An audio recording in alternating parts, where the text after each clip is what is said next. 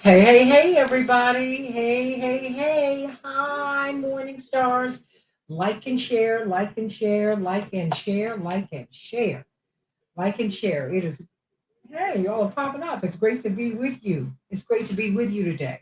Um, and we're going to begin to tighten up the broadcast more and more and more. But thank you for meeting me here and continue to go to YouTube. Thank you so much, all of you. So many of you have gone over to YouTube to the Santita Jackson Show YouTube channel, and we are bolstering the santitajackson.com so that we can host you there. But please, please, please go to the Santita Jackson Show YouTube channel. Hey, Andre. Hey, hey, hey. Hey, Robert. Hey, Ashley King. Who's giving all of you so much love today? And hey, Newport, how you doing? Shadow, how you doing? Hey, from Reno, Nevada, how you doing? How you doing? We got a lot to talk about today. Some people are saying that while we're calling for a ceasefire over um, in the Middle East, we should be calling for one in Ukraine. They are clearly losing the war, clearly losing, and so what they want to do is you want to end the death. You've had hundreds of thousands of Ukrainians who've been killed. You don't want any more of that, do you? And so we want to talk about that. President Biden picked up some important support in Michigan from the union, the UAW in particular, but he's being dogged by these calls for him to call for a ceasefire from notably the Black church and from protesters that you see in the audience. So how is he going to deal with that? How is he going to deal with that? I want you to call me. Well, you can't call me today, but next week you will be able to. We'll have a telephone number, and we will be up fully on AM 950 radio. AM 950 radio. I'm still going to be working with them out of Minneapolis, so go to am950radio.com.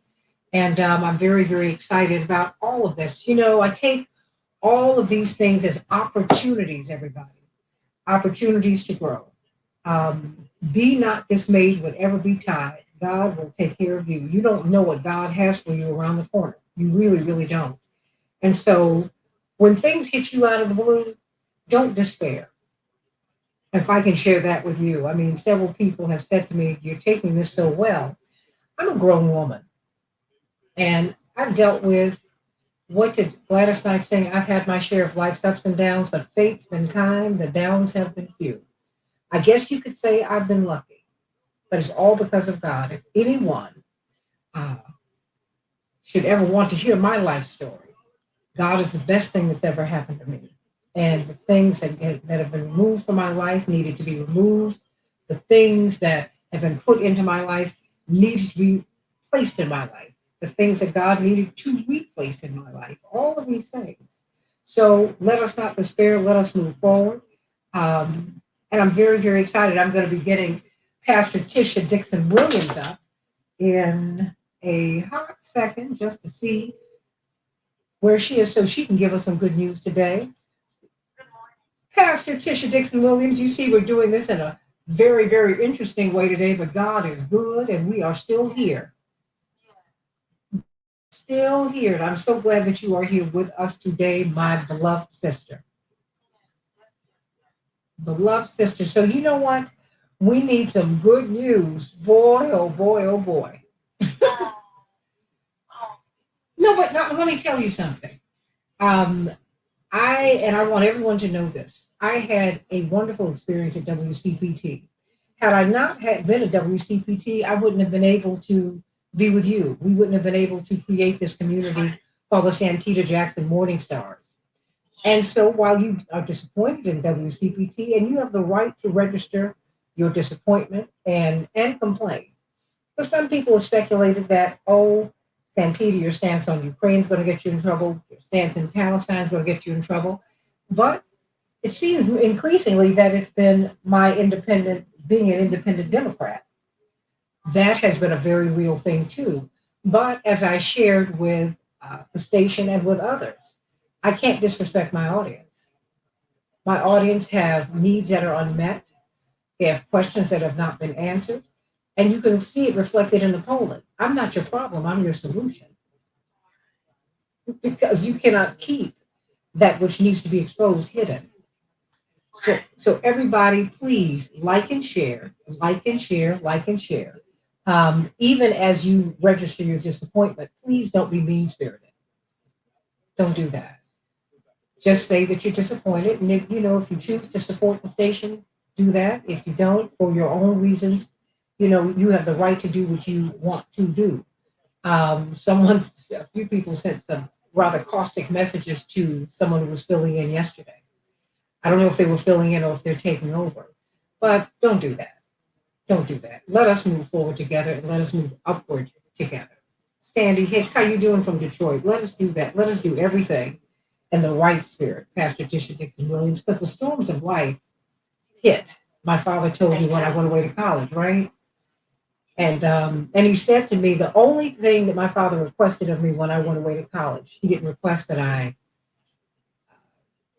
go to class, that I do this, that I do that. He said, I need you to find a church. Like, I went to church every Sunday. He said, baby, the storms of life hit without warning, and if your soul is not anchored in the Lord, you will drift away, and I will have failed you. And he said, and I can't live with that. So so here I am, and here I stand with all of you today. So everybody, Ashley, I'm going to look into that today, into the Google Voice numbers. We're going to get an 800 number so all of you can call in and have the means to do it. And we'll be doing that in the next few days. And I'm excited about it. I'm excited about the opportunity. Although I will also be on other terrestrial radio stations. I'm going to build up this community here online. I think you got to do both. I don't trust just being online, um, because any of these mechanisms can be shut down at any time. So that having been said, we've got the pastor of the First Baptist Church of Bridgehampton, New York, the author of "I See You, Sis." I see you, sis. Get that book. Go on Amazon. It will bless you. It will bless you. It will bless you. Pastor Tisha Dixon Williams, what's on your mind today? Good morning, everyone. I hope everyone is doing great on this Friday morning. Yes, on this Friday morning, I'm here in Dallas. The weather is beautiful compared to New York, and so I'm not complaining at all. Happy Friday, everyone, especially to you, Santita. And as you said, we're still here. We're going to push forward, and God is good. I want to talk today, so interesting. I want to talk today about critical grace theory. Mm. Critical grace theory. We have all heard of critical race theory, but I've come up with a concept called critical race theory. This Black History Month, we have heard about so many things, especially in this election season, is what has made such an impact. One of those things is critical race theory. There are those who would like to erase our history, erase our stories from the American story. And they want to remove it, thinking that that's going to make us better, when in actuality, even as horrid and as sordid and difficult and confusing and complicated, to say the least, as our story, our Black experience story is in America, it's necessary. It's what makes us better to understand our past so that we might move forward toward the future. But there are people who want to erase our stories, who want to erase critical race theory, the critical nature of our story from the histories of America's story, in order to sanitize it, if you will. And I think about Paul when I think about that. Because Paul talks in 2 Corinthians 12 about having a thorn in his side. He had a thorn, something that was irritating him, something that was handicapping him, and more than anything, Paul wanted removed. He asked God 3 times to remove this thorn from him, and the ultimate answer from God was, my grace is sufficient for you. My grace is sufficient for you. And just like the powers that be want to erase critical grace theory, they want to erase maybe what they consider an irritating part of us. Same thing held true for Paul. But Paul found out that his handicap could actually lead to his happiness. Once he heard that word from God, that my grace is sufficient for you. What does that mean? It means that sometimes when we talk about critical grace theory, the things that irritate us, the things that seem like a handicap, guess what? can become our greatest asset. Mm. I know that you think that that impediment that you have, that limp in your walk that you have, may be a hindrance to you. But what if I were to tell you that might be your greatest asset? How do we know? We look at Stevie Wonder. Stevie Wonder is blind, and yet he's one of the most brilliant musicians the world has ever seen. The same thing with Ray Charles. The same thing with so many different athletes. They have impediments. Maybe everything is not perfect, but that thing that wasn't perfect was all part of God's plan. But not only was it something that made him, that humbled him and made him humiliated, it brought him to his knees. He says in the text, I was given a handicap. Satan had pushed me. Satan had prodded me, but he could only push me and prod me to the point that he brought me to my knees. I want you to say today that when it comes to critical grace theory, that thing that you have is enough to bring you to your knees. And when it brings you to your knees, well, the enemy is in real trouble at that point. Sometimes we have to be humbled in spite of our handicaps. Paul said, I was given this thing so that I wouldn't get the big head.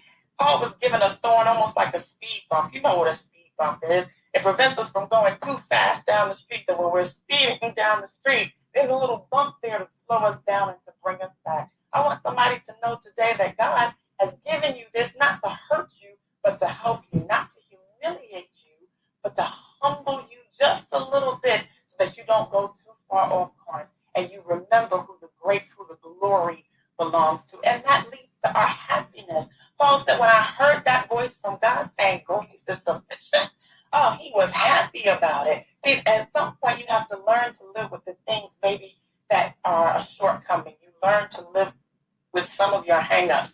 If you're like me, I'm a very clumsy person, and part of that is because I'm tall. So sometimes I think that my equilibrium is off. And I've been clumsy my whole life to this day. I just tripped yesterday. But you know what? I started to rethink how clumsy I am and say, you know what? It's part of my charm. It's part of what makes me me. Because here's the thing. Look at a peacock. Peacocks are beautiful. They're majestic. Peacocks are the only animals in the zoo that have full range in the zoo, that have carte blanche. Did you ever realize peacocks are the only animals in the zoo that are not caged? They get to walk around. They get to share their beautiful feathers when they decide to show them the teal and green and gold plumes that everybody finds so impressive. Peacocks are amazing from that little crown, but have you ever looked at their feet? No. Peacocks have horrible looking feet. Their feet are ugly. They have that wonderful little crown on the top of their head, these beautiful, majestic, iridescent feathers, and their feet look like gnarled little stones. And here's what I'm trying to say. No matter what your impediment is, God didn't give anything everything. That's true. God didn't give anything everything. And so no matter whether or not right now you have a ton of hangups, maybe in life right now you feel humiliated, God is saying, but my grace is sufficient for you. Critical grace theory. Stop trying to remove that, which is actually a blessing in your life that you consider a hindrance. And that's the good news. Oh my gosh. You're speaking directly to me, and I know somebody else today. I mean, and God's grace is sufficient for you. It's enough. Because you will find that the things, oh my gosh, all of your impediments, that's what makes you great. That's what makes you great. You're not only awesome, you're flawsome. Oh my gosh. You know what? I will tell you this as I'm going to bring up Dr. Shanina Knight on in a hot second.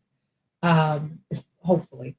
Um, you remember Pastor E.V. Hill, one of the most iconic ministers of the last century. And I had the privilege of having a talk with him, Pastor Williams, for about 5 or 6 hours one day.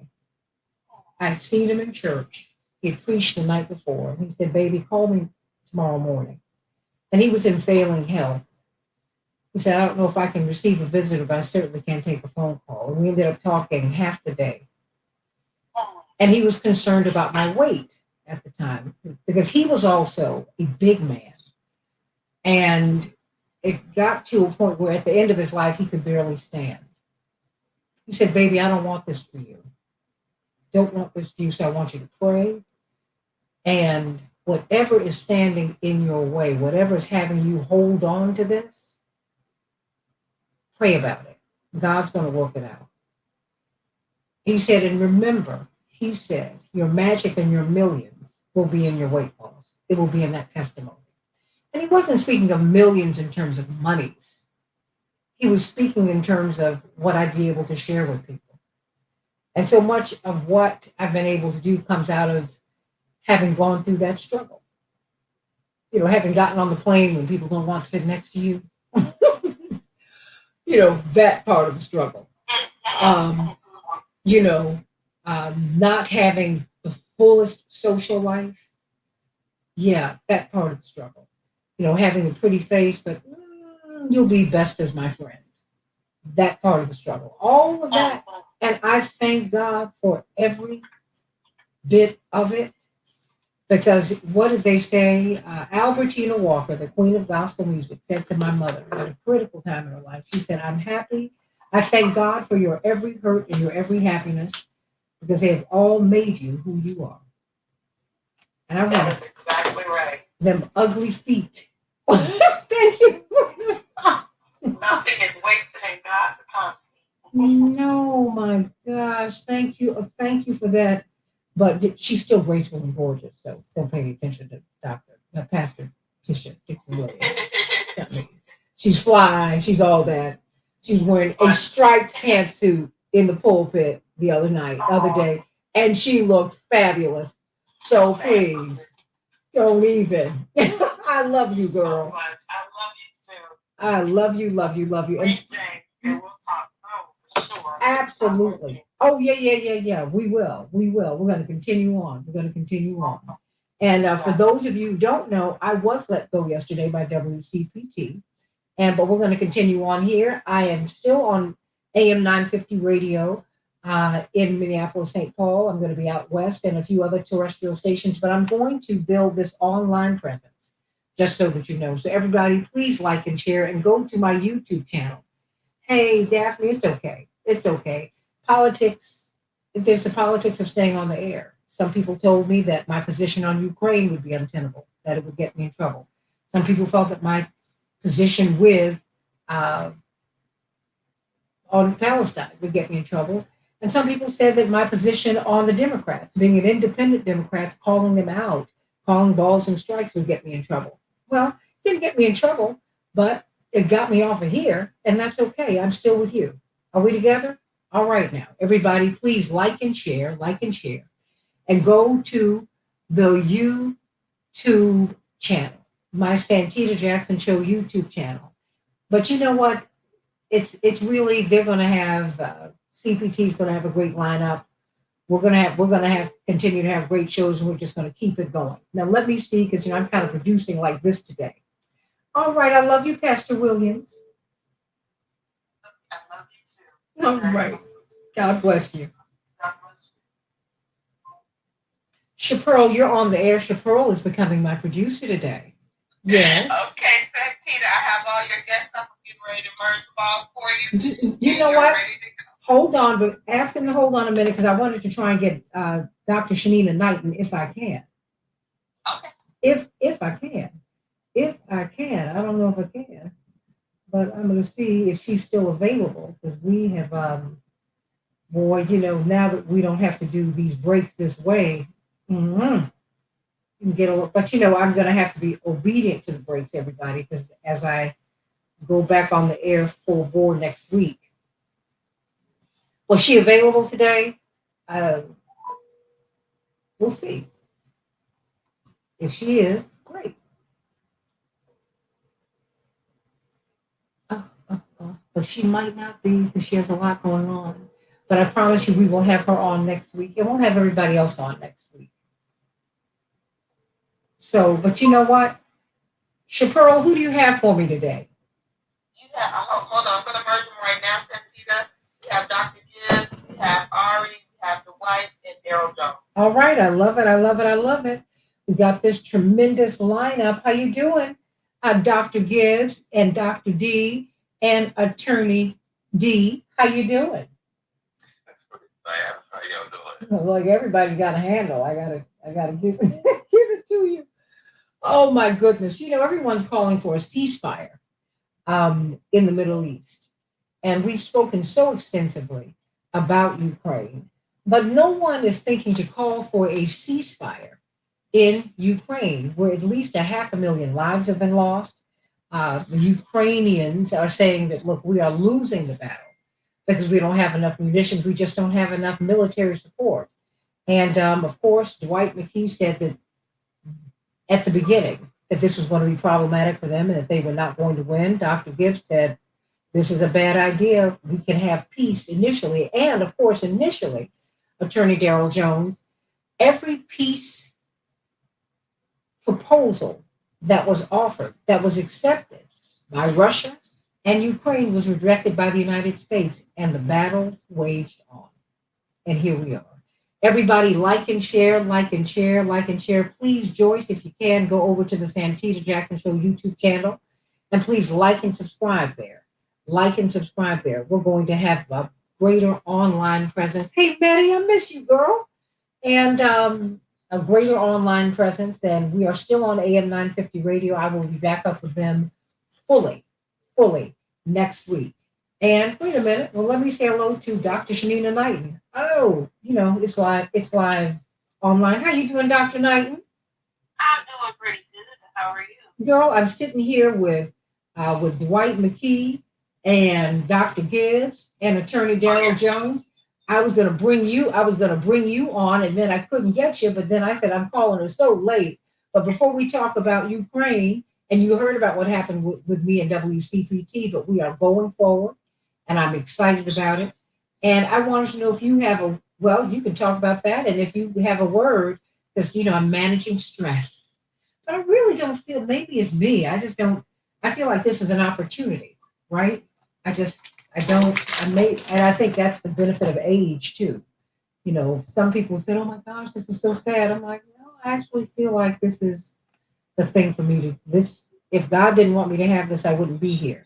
So talk to us and give us a few minutes for infection prevention and being well, Dr. Knighton.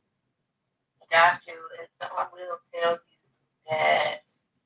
So yeah, I mean, and I guess because we're on the topic of mental health, it is very important. And as you mentioned, it may not necessarily be us all the time, but it's also understanding like what are our triggers. And so when I say what are triggers, we have to realize that mental health is a part of prevention. And so being able to even recognize, like when it comes down to, let's say, weather, right? When it comes, and I'm talking about for every person. And so sometimes we begin to separate, let's say, maybe somebody's role in leadership, who they are as an individual from the fact that literally, physiologically, our bodies go through different things. So being able to pick up on those cues. So Santita, for you, let's say whether it's management, going through seasonal depression, right? Or with everything that's going on around us, sometimes people's decisions are influenced by what's going on. And so when we talk about mental health, I always express to people before we respond and before we react, understanding like the root cause of someone's actions, their behaviors, as well as sometimes their words. And sometimes we find that it's not even related to us and it's not related to anything that we've done, but just the season that they're in. And when I literally mean season, we're talking about the 4 seasons in this case, where we know that seasonal depression is real, where we know that weather does influence how people respond.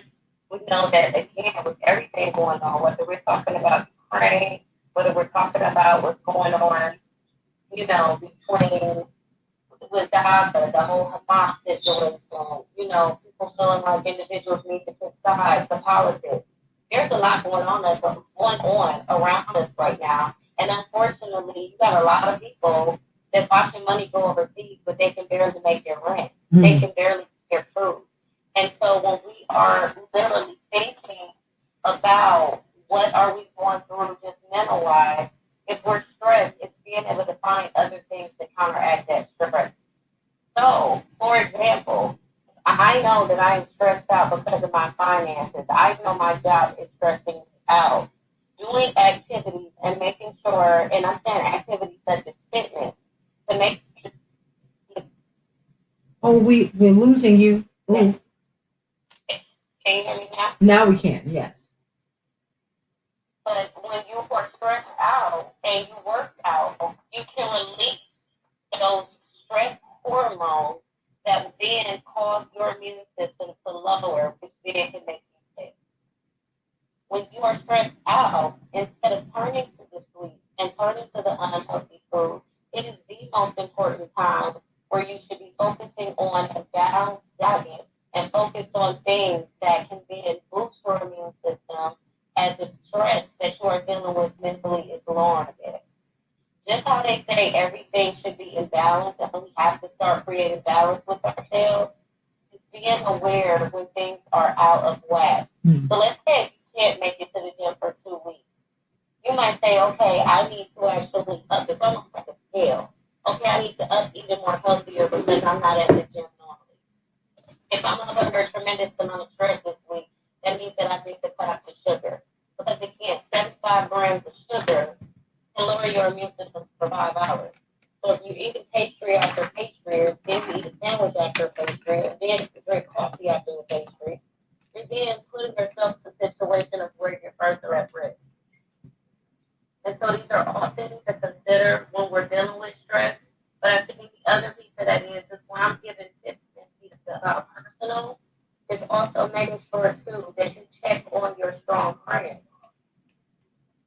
It's important to check on your strong friends because again, we may be going through these things and unsure of how to manage it. Dr. Knighton, these are things we don't even think about, and we should be. We should be. And then we wonder why we're not feeling well, why we're ill. Well, of course, Hey Dr. Nina is where you can find her online. You join her on Instagram, join her in social media at HEYDRNINA, at HEYDRNINA. Brilliant, brilliant, brilliant, brilliant scientist, researcher, registered nurse, infection preventionist. Love you, Dr. Knighton. Love you too, and thank you. Oh, no, thank you. Thank you. You know, we've got Ari Bloomcatz, executive editor of In These Times magazine. We've got Dr. D. Dwight McKee, dean of the Ma'afa, a redemption project, of course, founding member of Operation Push, and doing some exciting things over at the Rainbow today. And of course, Dr. David Gibbs, brilliant historian from the University of Arizona, and Attorney Darrell Jones, brilliant voting rights activist and attorney from the chairman of the Transformative Justice Coalition. Dr. Gibbs, let's start with you. What about this opinion piece that I read that said, hey, while we're calling for a ceasefire in the Middle East, why not call for a ceasefire in Ukraine? I mean, as we've gone past all of these peace proposals that Ukraine and Russia have wanted, but the United States didn't want, which is mystifying. Perhaps you can help us to understand that as well. What about a ceasefire over there? Um, there's no doubt that's ideally what should happen. And there were multiple opportunities, A, to prevent the war, and then, yes, to establish not just a ceasefire, but a settlement of the war. After the war broke out, there were negotiations in Istanbul that was mediated by the Turkish government, also the a former prime minister of Israel and a former chancellor of Germany.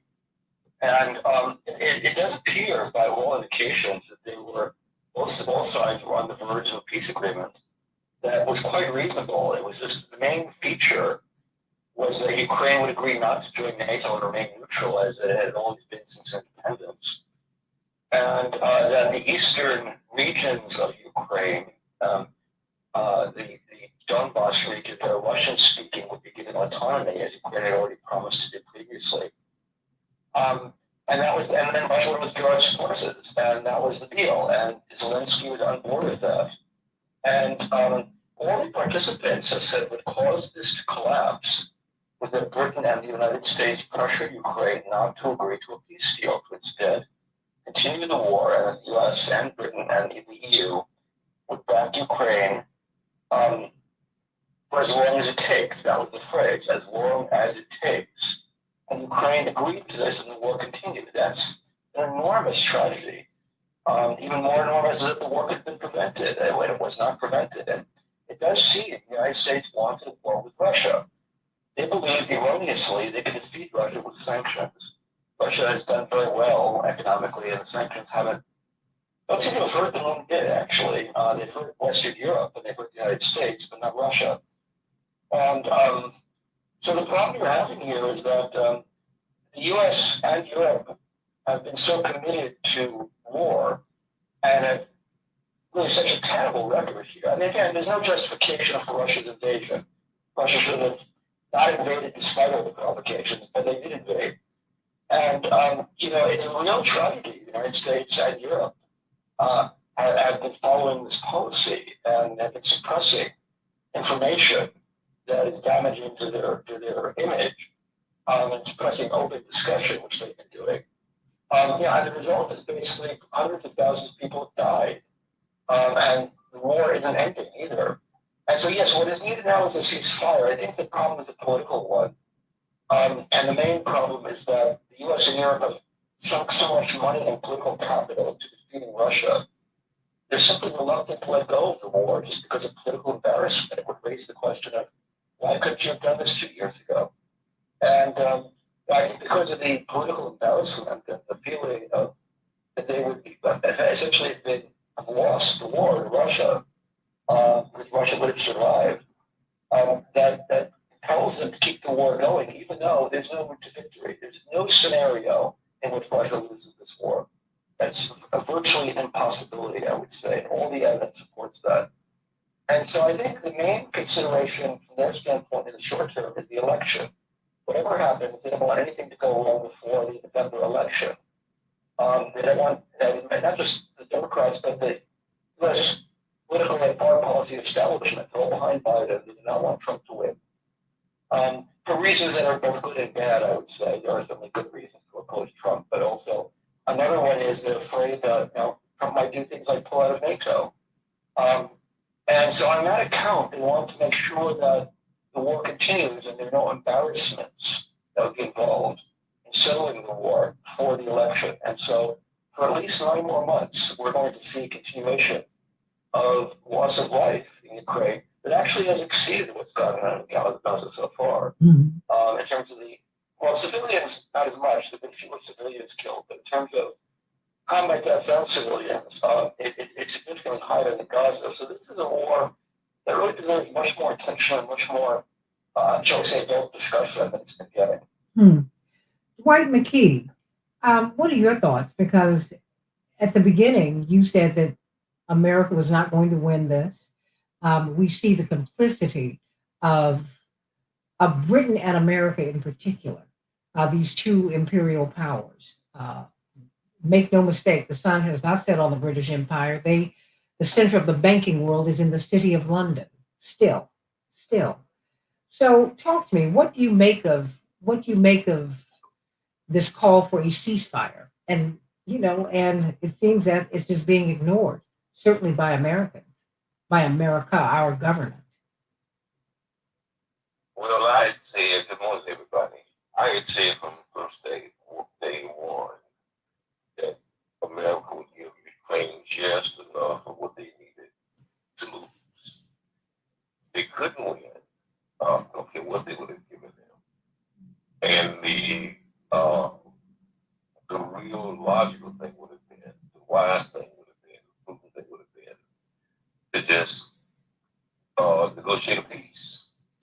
Even though they may have given up some land, even though chances are they would have, lost some of their autonomy, they at least would have saved their country and their people. And now you have a devastated land and a displaced population and hundreds of thousands of unhealthy men being killed. And when you all said and done, you end up the same place you would have ended up had you negotiated the peace in the first place, which you would have saved your country. So I believe that the United States used the Ukraine as a proxy and sacrificed that country to make it some brownie points, and they thought that they could create with Russia some kind of political deficit, some kind of financial deficit. The fact of the matter, they end up making the country stronger. They tied in with China, created alliances that didn't exist before. Uh, a lot of the great situation came out of this war, and they alienated half the world. The United States did because they used the Ukraine to try to exhaust resources of Russia at the expense of Ukrainian lives. And I would think at this point in history that the leaders in the rest of the world have enough sense to understand that they are going to be played. Once the United States get what they want out of it, they're going to abandon them and they're going to be played and they're going to pay the cost. And the United States will adjust their hands and go to the next war. That's how American policy works. Hmm. What do you make of this, Ari Bloomcats? I mean, because you see the American corporate media became cheerleaders for this war, cheerleaders, and and as soon as the Middle East became an issue, it's like they've pushed it to the side. I mean, what do you make of a call for peace that no a call for ceasefire that no one is paying attention to? That's not being amplified in our media. Ari Bloomcats. Thanks, Santita, and good morning, everyone. I think, like, said a lot of great things there about sort of the length of war and, the sort of almost like, in many ways, irony and ridiculousness of finding out that the same place we started after all of this. For me, sort of the question, that I'm thinking about with Ukraine, I think about, our like war in Afghanistan and just how deeply long it lasted and went on and on and on and on. And we have young people who know pretty much nothing other than a life of being at war. Being born in a country that's just been in this sustained long war for so long, and eventually, get here. But my question for about Ukraine and Russia here is, how long is okay? How long is it okay to this to your populace? How long is it okay to give to anybody out there? And like, what are the benefits of it? And the amount of money that's being spent on the war, I mean, it's just the numbers are almost comical in some ways, and nobody gets any closer to anything. So at some point, you really just have to ask, what are we doing there, and why are we continuing to do what is probably the most traumatic thing to your people? Russia and Ukraine here, and US fueling them. It just doesn't add up. It just doesn't make sense. And in times like this, for me, the only thing that makes sense is maybe not killing. Hmm. And I do, hear, in some articles with some business, I do hear the concern that Ceasefire will give, Russia time to retool and rearm and things like that. And, I think unfortunately you could say that about sort of any stuff to the war in general. Like, no one's gonna win and conquer another country there completely, end all, violence and resistance. That's just not gonna happen.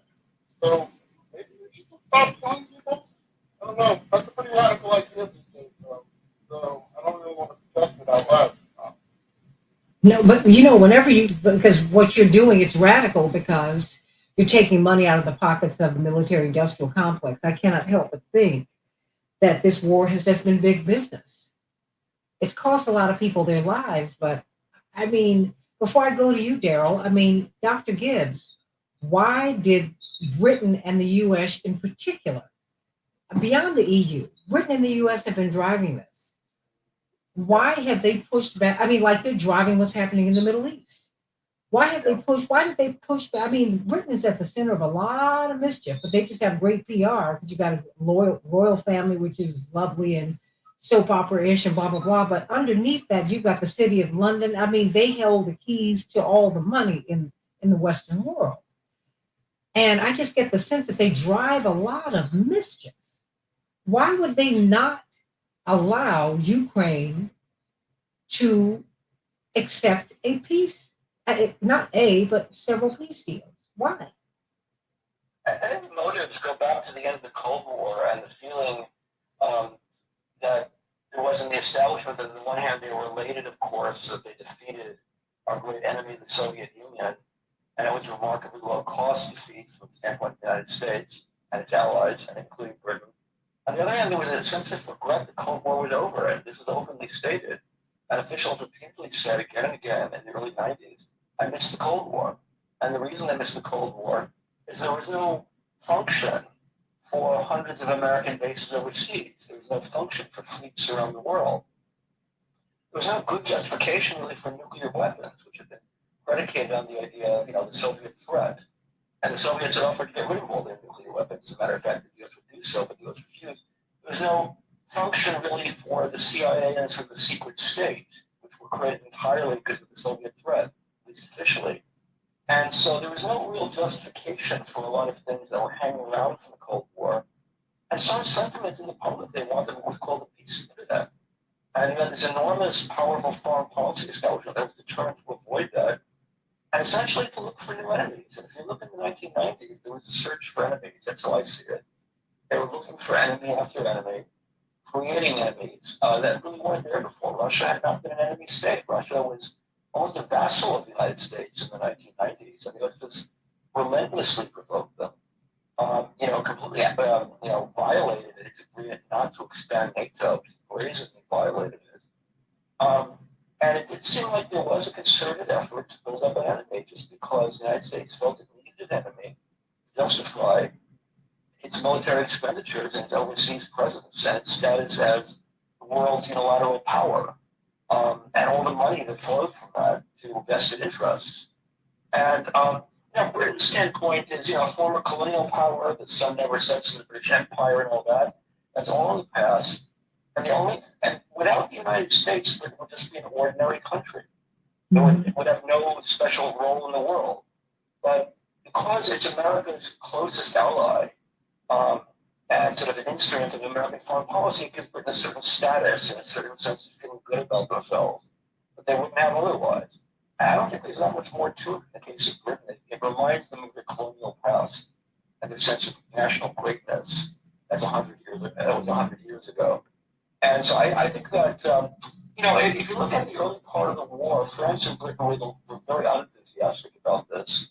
They went along with it, but without enthusiasm. But I think now that they've sunk 2 years of effort into defeating Russia and have gone along with the policy, they now also are in favor of continuing the war again because there's a sense of throwing good money after bad.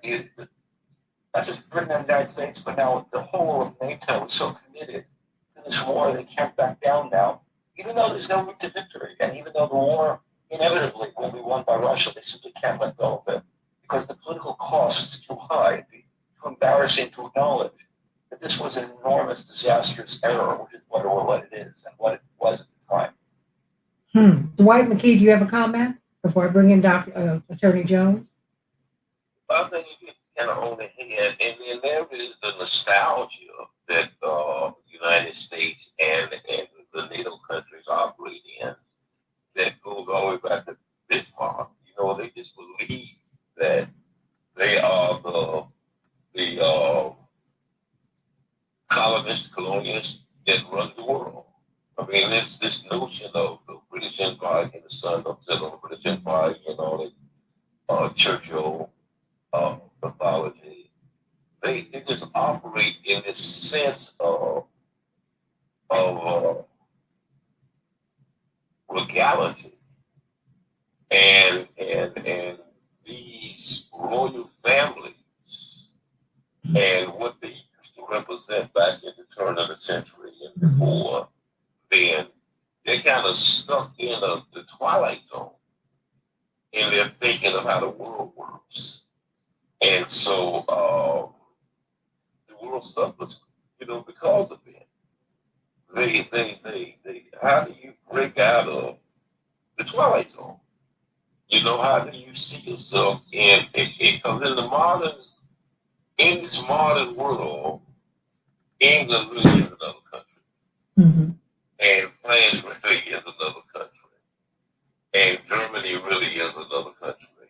And it's hard for their national psyche to come to that conclusion because they have to see themselves in this mythological reality of Denmark and of Victoria, and as a consequence of it, they're operating in with 19th century politics and 19th century political reality, as opposed to trying to move into the 21st century. I mean, and Daryl, we are in the 21st century, but they're adhering to an old model. I mean, the BRICS nations, Daryl, have come together. More and more people are talking about the American dollar not being the reserve currency of the world. And yet, you have America and Britain, they have the temerity to push back on ceasefire, on peace. And all these people are dying. They're saying we don't have enough weapons. I mean, Daryl, what gives? Well, Santita, I'm listening to White and Professor Peters and Ari, and one thing that jumps out at me is this. When you enter into the quagmire of war, which is what we're in, you never really know what the true meaning of everything is, what the reason that we're entering into this war is. I think back to one of the very first broadcasts that came out of Ukraine, where, and whether it's true or not, it has been certainly hotly contested, where President Biden offers Zelensky the plane ride out of Ukraine. Just get out, leave it. And Zelensky supposedly says, I don't need a ride, I need weapons, or I need help, whatever the line is. I start with that as a beginning point. If I begin with that as a beginning point, was the United States at that point saying just abandon the country, let it go? And then when I started advancing from there, one of the things that happens as this went along is that perhaps it was less about the supporting the democracy of Ukraine and understanding why it was important to the United States, but perhaps it was more about testing out the U.S. military, testing out the Russian military, looking for weaknesses in the Russian military, testing U.S. weaponry against the Russians. Perhaps it was more about the opportunity to have weapons deployed and need to develop more weapons, meaning business that results from it. I get that we have over 130,000 Ukrainian troops that are killed or injured, and all of the devastation that has been going on as a result of the war. And I think that Professor Gibbs, I believe, is right on point when I look at all of this in a global sense. We know that in this war, which has been, I think, an embarrassment, but if we go now to the ceasefire, if we go to a resolution of the war, and Russia gets land from it, then that's seen as an embarrassment to the United States because we were trying to stop them from getting anything. Ukraine gets peace, but the U.S. loses face. Russia gains, and so it ends up being a position where the U.S. is at a point of losing rather than winning in an electoral year, during a year that the president is trying to be reelected. So you have a very unpopular war, I think, in Ukraine. It started out, most of the Americans were certainly supportive of the effort to save democracy.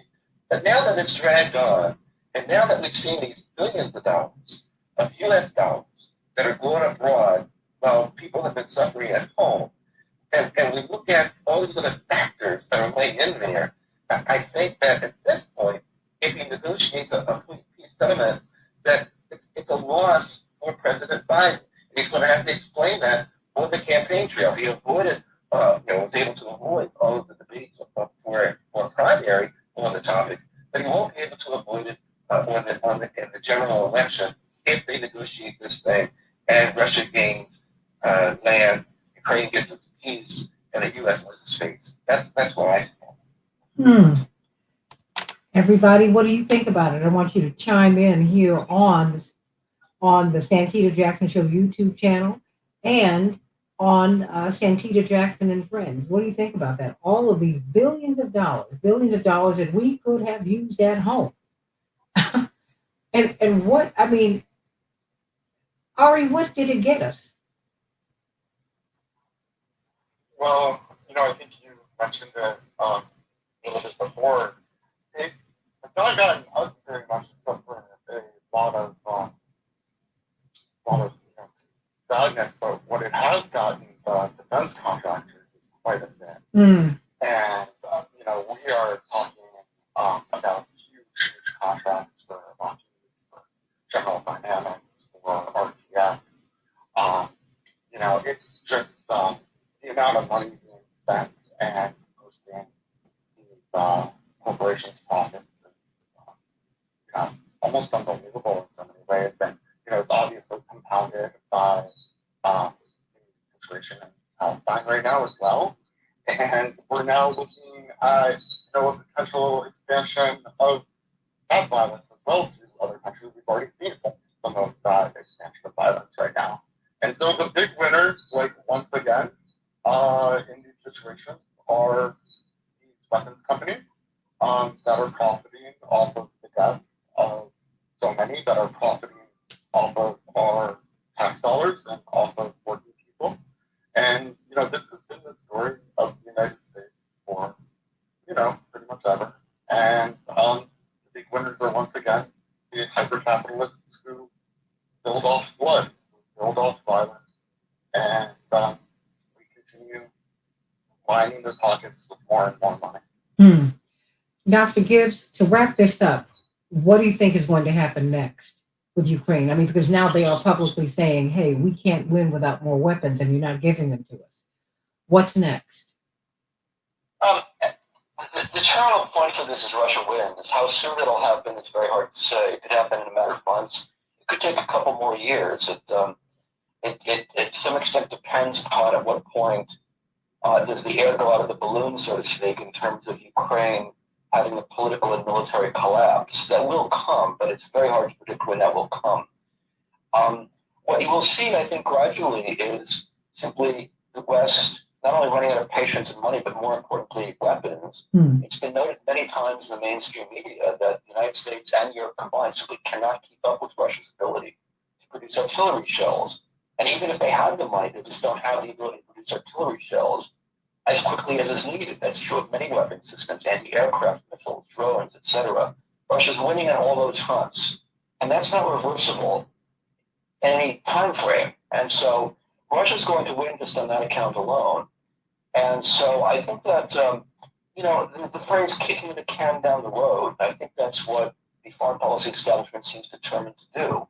Simply keep doing what we're doing as long as we can do it and hope something positive happens. At the very least, if there's a collapse, it should not occur before the November election. So again, I think the end point in terms of Ukraine is Russia wins at some point, although I don't think anybody can reliably predict what point that will be. In terms of the larger implications, you're going to see a multipolar world in a shorter time frame than would have happened otherwise. I mean, what undermined U.S. war effort was the fact that the U.S. was trying, I think, initially really to win the war through economic sanctions, and that was to make the ruble rubble. That was the plan. Mm-hmm. And what defeated that was that most of the world did not cooperate with the sanctions. And I think people like Blinken were astonished at how little diplomatic influence the United States had beyond its immediate alliances. And just, they could go and, protest to, Latin America and to Africa until they were blue in the face. And it just didn't make that much difference. It's a new world order where the U.S. just can't call the shots the way it could in the 90s. And I think it took a while for American officials to adapt to that fact, but now it's kind of irreversible. And, many countries, the war in Ukraine and certainly the war in Gaza have so discredited the foreign policy of the U.S., Britain, and its allies that I don't think there's that much that can be done about it at this point in terms of the decline of U.S. influence, which I think is simply something that's inevitable at this point. Yeah, and I think that we have to pay attention to the decline of U.S. influence. We really, really, really have to do that. Before we go, what does that mean, Dwight, to your way of thinking, when you see the decline of America's influence? How will that impact Americans? I think that, we have to first understand that war is the business of America. Hmm. And all institutions, including the media institutions, role is to propagandize and to justify that as an end. That we don't really export much other than bombs. And much of our economy, 60% of our economy is built around the war industry. We are a mercenary country. We're not unlike the old Russians in a real sense, and whose old government and army, and economy was built around war. And so at some point, it collapses on itself only because at some point you run out of people to bomb. You have to find more and more and more people to bomb.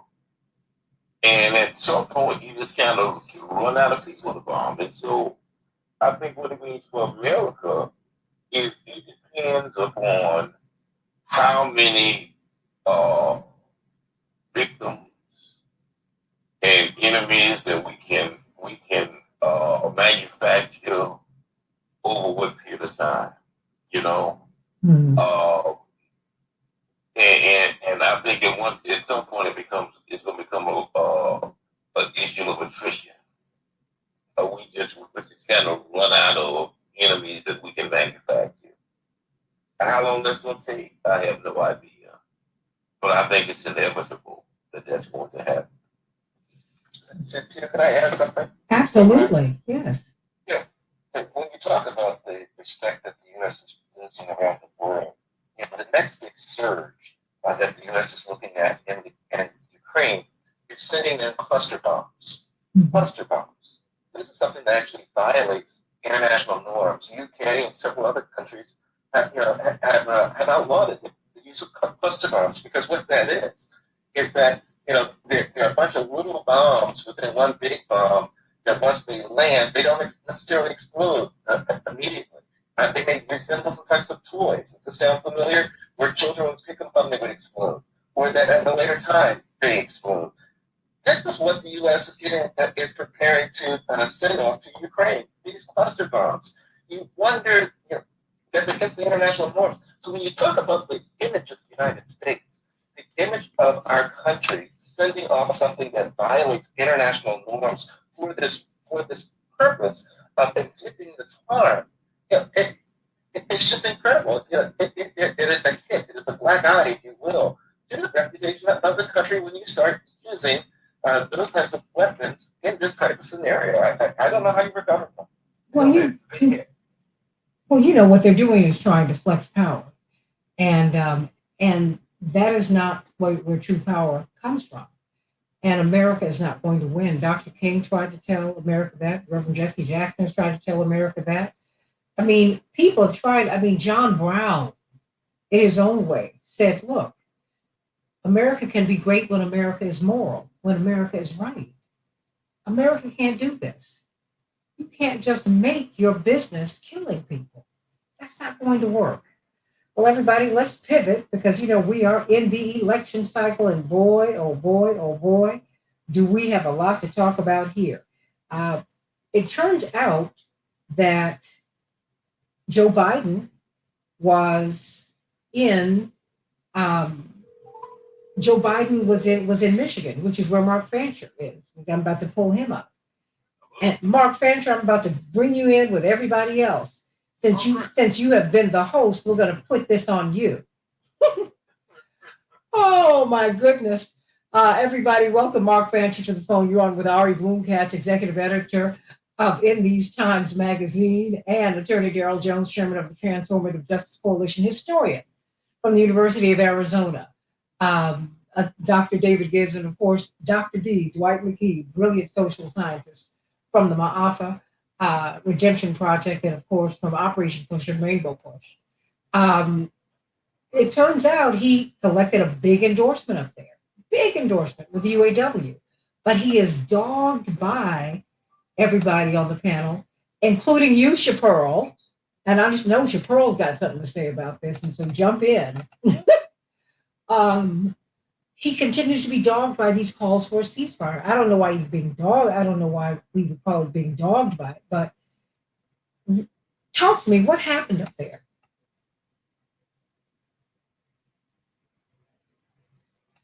Mark Fancher? Oh, I'm sorry. Oh, yeah, no worries. I should have made myself clear. Please forgive me. Yeah, no, yeah, the unions have fallen in line because unions generally tend to be very establishment.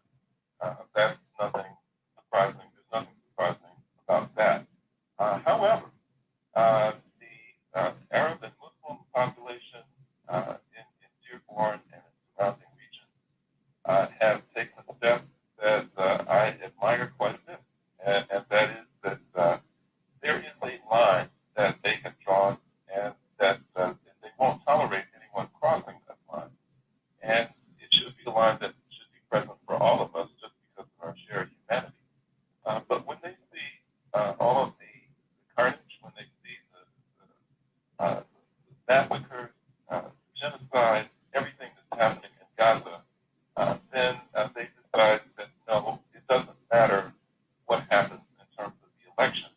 We cannot be a part of that. We cannot be complicit in it. It's one thing if the consequences of supporting someone are maybe higher taxes or maybe something having to do with education or things like that. This is fundamental. This gets to the very essence of what makes us human beings. And they have determined that they cannot be complicit in the genocide that's taking place and voting for Biden, and they believe that they are, and their belief is that by doing that, by becoming complicit, it is far worse than if Trump is the president. It's just in terms of basic dignity and pride in being a human being, the consequences are far worse than having Trump as president. How can they say that they have voted in favor of their personal comfort at the expense of the death, at the expense of thousands and thousands of Palestinians in Gaza? That's too high a price to pay. And my hope is that that other communities will take a similar stance. We have seen that many black churches across the country have begun to do that. I mentioned yesterday that the New York Times recently ran an extended story about black pastors across the country who have said that they cannot go down this road with Biden on this particular issue. And it is just a little bit too far for them. And that's really very different and unprecedented in terms of how the black church responds to the Democratic Party and the Democratic candidate. So I think that we're seeing the emergence of profiles in courage. I think the Arab Muslim population is being very courageous here, and I think that those black pastors who are willing to go against everything that we've been trained as a community to do, which is to fall in line with the Democratic Party no matter what. Them deciding that they're going to break ranks is quite courageous, and I hope that that's spread.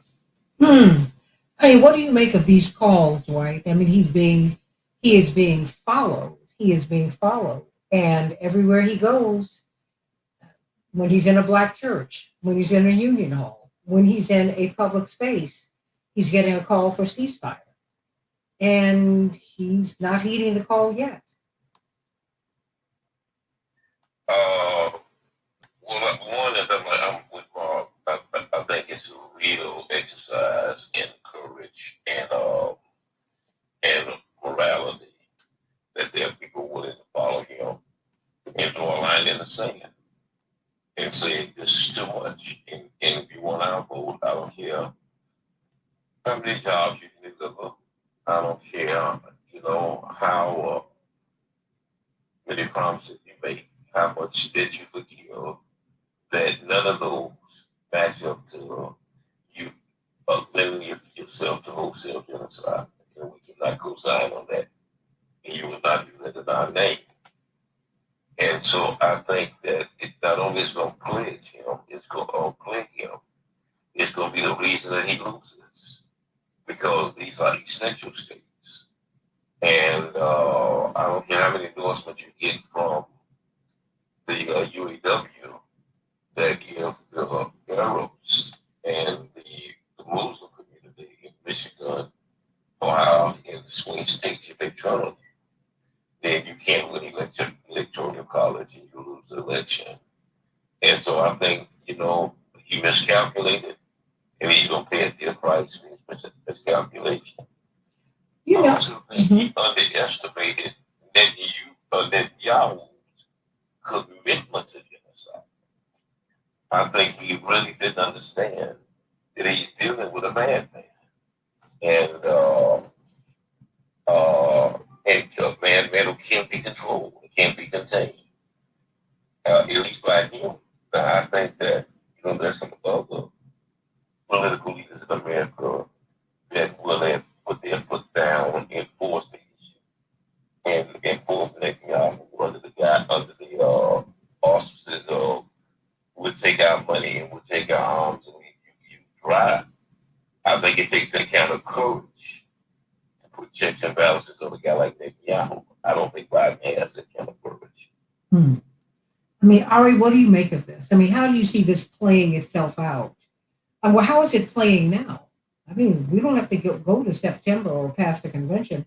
How is this playing now? I mean, because to see these, it is inevitable whenever the president appears in public, which he didn't have to do in 2020. He is dealing with he's dealing with demonstrators.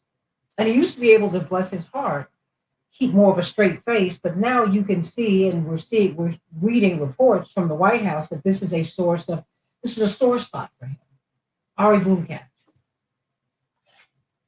Yeah, I think you're right, Santita. And even with the UAW endorsement, saw protests by UAW members, during that process, during those announcements as well. And I think there's somewhat of a understanding that this is something that the UAW is doing here, but clearly, Sean Bain, Brittany Maria, and UAW as a whole have voted for to call this ceasefire and have actually gone beyond that as well, looking at divestment issues as well. But the other thing that I think, is something that I've been thinking a lot about is just how our Democratic Party here continues, cycle after cycle after cycle after cycle, since, going back, pretty much forever, and how the party takes black voters for granted and takes black voters for granted time and time and time again, and asks black voters to vote for candidates that are also sometimes actively, doing things against interests of our communities here. And Ari, hold on, hold that thought, because I want to make sure that the sound is right. I realize that this is a real commitment from the audience to listen. Are you on a speaker phone or on an earpiece? Oh yeah, I'm on the earpiece. Okay, if you don't mind doing that, and everyone turn up your volumes as high as you can on your phone. I've turned mine up as high as I can so that the audience can hear you. Okay? Okay, yeah, because when you're on an earpiece, there tends to be distortion. Okay, but continue, Ari. I think that this persistent pitch basically from the Democratic Party to voters, and especially black voters, to pick, the lesser of two evils, and to accept the lesser of two evils. And what we see with Biden in particular is, very much a reliance on black voters to bail him out, to propel him to the place that he's in right now. And in order for Biden to win in this current cycle, Trump, we would need to see sort of a Obama era level of turnout of voters. And what we're seeing from the pastors, what we're seeing from lots of folks right now is black voters and black organizations and black clergy basically saying, look, we're not going to abide by that. Like, we're not just going to hand you, that we're not going to suffer you unless you do things that are necessary for our community and necessary for justice in the world. And that's, that's, I think, once again, these folks are leading the way for all of us. It's something that we really need to get behind and support and bring that impact.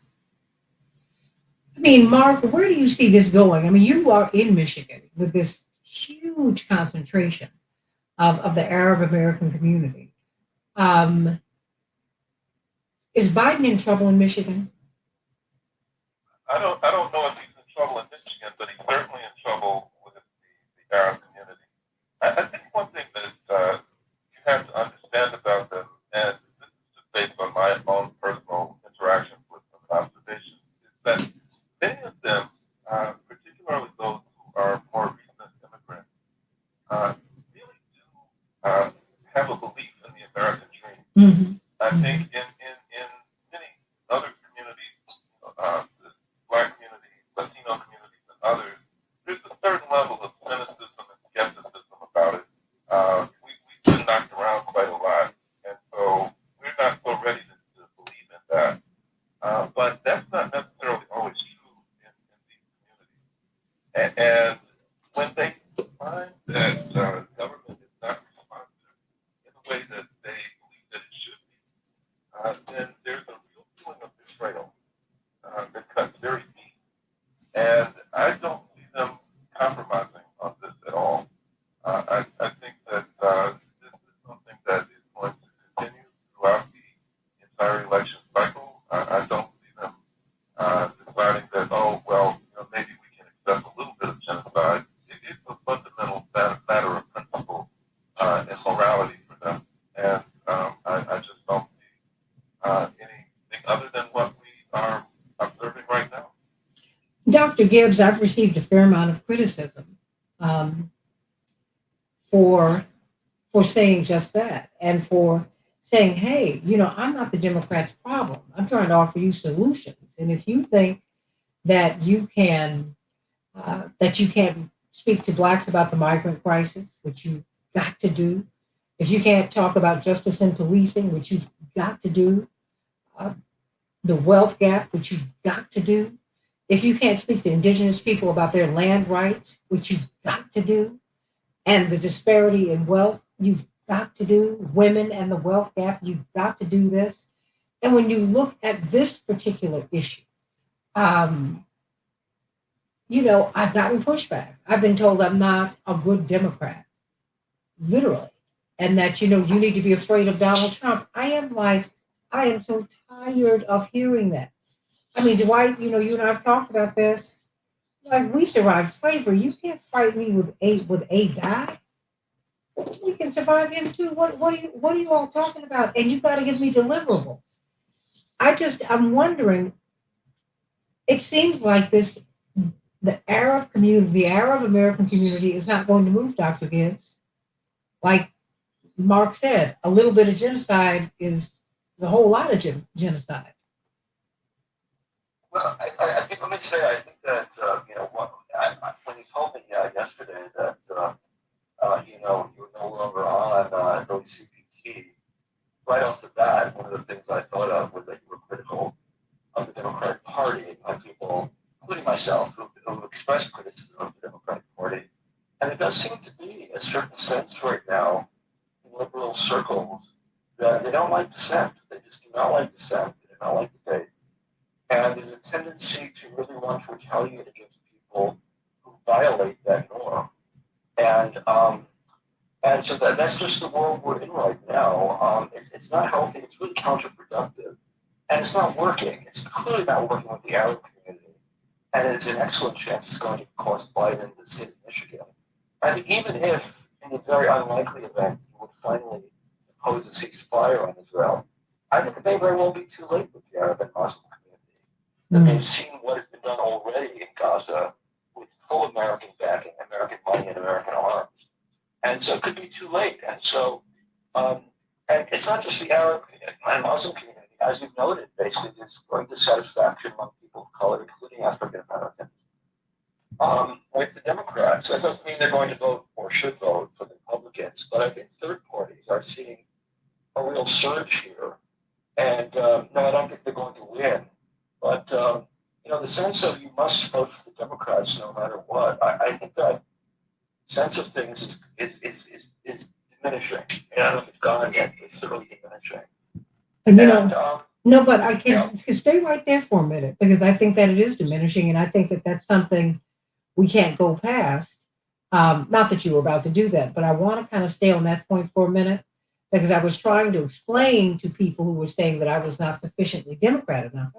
Because even Ari, you said yesterday, and this is a matter of public record, that there was an alternative discussion being held on my old show yesterday. What was that, Ari? Yeah, so I didn't catch all of it, but when I tuned in, you were on the air, and I noticed that you weren't. It sounded like they were having a discussion about, problematic third parties, and or the third parties being problematic, and that we also needed to get into why. Okay, wait a minute. You've been okay. Hold on. You were going in and out. They were holding a discussion about third parties. Yeah, but particularly about third parties being problematic, and then also about like all You know what? You're hold on, Ari. Your line is unsteady. Your line is unsteady. Okay. I just wanted. He was saying that yesterday they were holding a discussion on my old time slot about about what about third parties? I think that you were problematic in some ways, and also Oh no, we can't. Oh my gosh, we can't understand you. But what you were saying that the dangers of the third parties, right? Okay. Oh, because I just want you to get to I want you to get to a stable spot so you can share it. I mean, what do you think about that, Dwight? I mean, that was I mean, they are that was the discussion that was being had. That's one of the things I've been putting on the trying to put on the sequel. Me and uh Cornell and Cat just young man talked about that. Maybe put together a third party. I think it's time to look really closely at that. I think that the Democrats really have shot themselves in the foot by cutting off all dissent. I think that they tried to because they were afraid that Biden would be able to carry his water in that bucket. They canceled anybody who could run against him to give him a good debate or somebody who had alternative vision for him to have to react to. And so I think that they've locked themselves into a corner and it's opened the possibilities of other options, including third parties. Call us, well, not call us, reach out to us here on the Santita Jackson Show YouTube channel. Everybody like and share. Thank you, Susan. Like and share and like and subscribe. Like and subscribe. Please get on over to the Santita Jackson Show YouTube channel. I mean, more and more Americans, the plurality of Americans have declared themselves independent. They have not embraced either of the parties. I shared when I was at WCPT, I said, I'm not your problem. I'm your solution. I'm trying to help you. Number one, if people feel that I cannot ask the question and that I cannot give them the platform, they're going to become angrier with you, and they will turn their backs on you. Well, Black people just won't vote. No, they will vote. They just won't vote for you. And that is their right. And I don't have the right to tell them not to do that. What I'm going to tell you to do always is to vote your interest. But you need to act like you're interested in me and what interests me and come through. And I'm just, Mark, I'm wondering, you know, I don't believe people are going to sit home in the fall. But I do believe people are going to make other choices. Mark Fancher. Oh, yeah, I think that they will. About 2 or 3 weeks ago, during our adult Sunday school class, I, true to form, threw a bomb into the discussion, talking bad about Biden and Obama and all of that, and there was a lot of nervous fidgeting and discomfort. And No, Mark, not you. Oh. yeah. And the next week, I said, look, I know I made a lot of people uncomfortable, and you probably didn't like some of the things I said, but let me expand a little bit on what I meant. So I did. And so after the class, an older sister came up to me and she, put her hand on my arm and she said, we're not mad at what you said. We're just so glad that you're letting us know what's going on. Mm. And she said, but I'm still not sure. She said, everybody always says vote, vote, vote. And if I don't vote for Biden, who can I vote for? And I said, well, I think that as good Christians, we have to find somebody who reflects our Christian values and who will act consistently with our values and what we want, and we vote for them and have faith that the outcome is not so important. It is that we have been true to our principles and to our faith, and that God will take care of the rest. And so I said, look, I'm going to vote for Cornel West. And so she nodded her head and smiled and she said, I've heard of him. I'm going to look at him, and if he's what you say is, I'm voting for him too. So I think that there will be a lot of people who will, because of the need to vote their conscience, to vote their convictions, will jump off of the duopoly and into an alternative opportunity to register their vote for what they believe in, which is what voting should be about. That's what democracy is all about. What the crime is that our system has deprived us of democracy. There are many countries where there aren't just two parties. There are many, many parties across the political spectrum. There are parties on the right that are almost fascist, all the way to the left, extreme communist, and all points in between. So that when someone goes to the polls, they can vote precisely for who they think best represents their interests.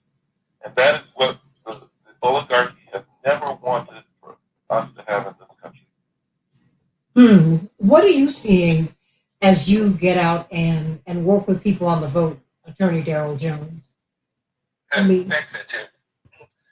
You know, I'm listening to all that's being said, and it really is a problem for President Biden in Michigan. And let me tell you why I say that.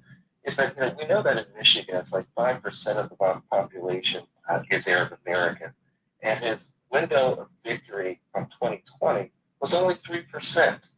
And so when we start looking at the impact that this decision that he's made in Gaza and what he's doing could have on his presidency, and it's very clear that although we say the population is 5%, and I believe it was Professor Gibbs that was talking about the voters of color that sympathize or recognize or stand with the Arab Americans with regards to what's happening there in Gaza. There's also these young voters that all across the campuses we're hearing about it, that are standing with the Palestinian people as well. And so it's not just 5% that point that you're looking at, because he doesn't have much room for error if you're trying to tunnel a path to victory out of Michigan and in other states that are battleground states. So he certainly it is jeopardizing his ability to be reelected. And the question becomes, and I think Mark Fancher was right on the point when he says that it's okay to look someplace else. It's okay to look at another candidate that matches your needs, that is consistent with what you want to have put in place. In fact, that's what we say when we're out there talking to people. Find the person that you believe best suits your interests, best suits your positions, and is going to deliver on the tangibles that you want to have in place, the policies, the philosophy that you want to have in place. if we're to be true to that, and if that is not President Biden, and it is Professor West or one of the other candidates, Kennedy, or one of the other candidates that's out there, so be it. But you've got to be true to the vote. You've got to be true to your positions. It will have, and it can, and probably will have a devastating impact on President Biden. And it's not through my just talking that I'm saying this. Well, let's look at the analysis. Right? We know that before he went to Michigan, they see the problem. They see the issue. So what did they do? Just before he goes to Michigan, he issues this executive order, right, to say that if he wants these Israelis that are out there in the West Bank attacking Palestinians to stop, and that he's going to have all kinds of boycotts and all this other stuff against these settlers that are attacking those Palestinians on the West Bank. This is an attempt to slow down the bleeding, the bloodletting of what he's seeing from supporters based on this issue dealing with Gaza and the Palestinians. He knows that there's a problem, and it's going to be a problem that's not just in Michigan, because it resonates heavily with young voters. It's an issue for his young voters, and he needs them. He doesn't have the room for error to be able to have young voters say, you know what, I got time. I'll sit this out. I'll vote for Cornel West. I'll write in somebody else, but I will not, as Mark said, I will not go against my morals. I'm not going to go against my other young folks that are my age and younger being killed and maimed. I'm not going to do it. So it's a tremendous problem, I think, for President Biden, and it is an opportunity for the young voters, the voters of color, the Arab Americans, to flex that muscle of the power of their vote, and that's what I see happening.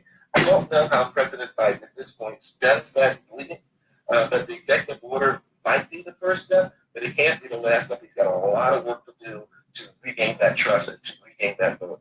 But Daryl, we know good and well that Black political operatives in particular, Latino political operatives in the Democratic Party, we see them on television, you see them in person, you see them campaigning. All they tell you is that you are a trumpet when you say that. And there's a lot of diminishing, a lot of condescension. I mean, it really is sickening. They don't even want to have the discussion. And it is diminishing, and it is hurting them. Dwight, you were saying? Yeah, and they're also insincere is sanctions. So what happens is you shoot a Palestinian and they cancel your credit card. Come on, give me a break. It's so insincere. For the record, for those who are interested, Jill Stein and Brooklyn Stein and Cornel West will be at the Marriott tomorrow in Oak Brook.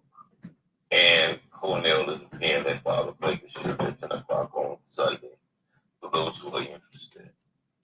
But you kill a Palestinian and they cancel your credit card. How serious is that? And when you want to talk about it, I'm the problem. I'm the one who's told that I need to be loyal to Biden. What are you talking about? I need to be loyal to principle, not a person.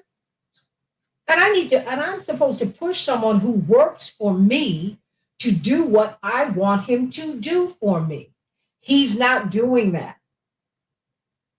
And all these folks who get all this money to do or just to get the acceptance, to get the invitation to the White House or whatever it is, they're the ones who tell you that you're not sufficiently loyal. I mean, you hear, Ari, I don't know if you're in a stable place now, but you hear on my old radio station that, our problem are our third parties. Are you serious right now? Ari. Oh, I think we couldn't get him. Well, let's see if we can get him back. But I mean, I don't think we're the problem, Dr. Gibbs. But you hear this all the time, this pushback that the so-called dissenters get. And it's not, I'm not even a dissenter as much as I'm a person with opinions, Dr. Gibbs.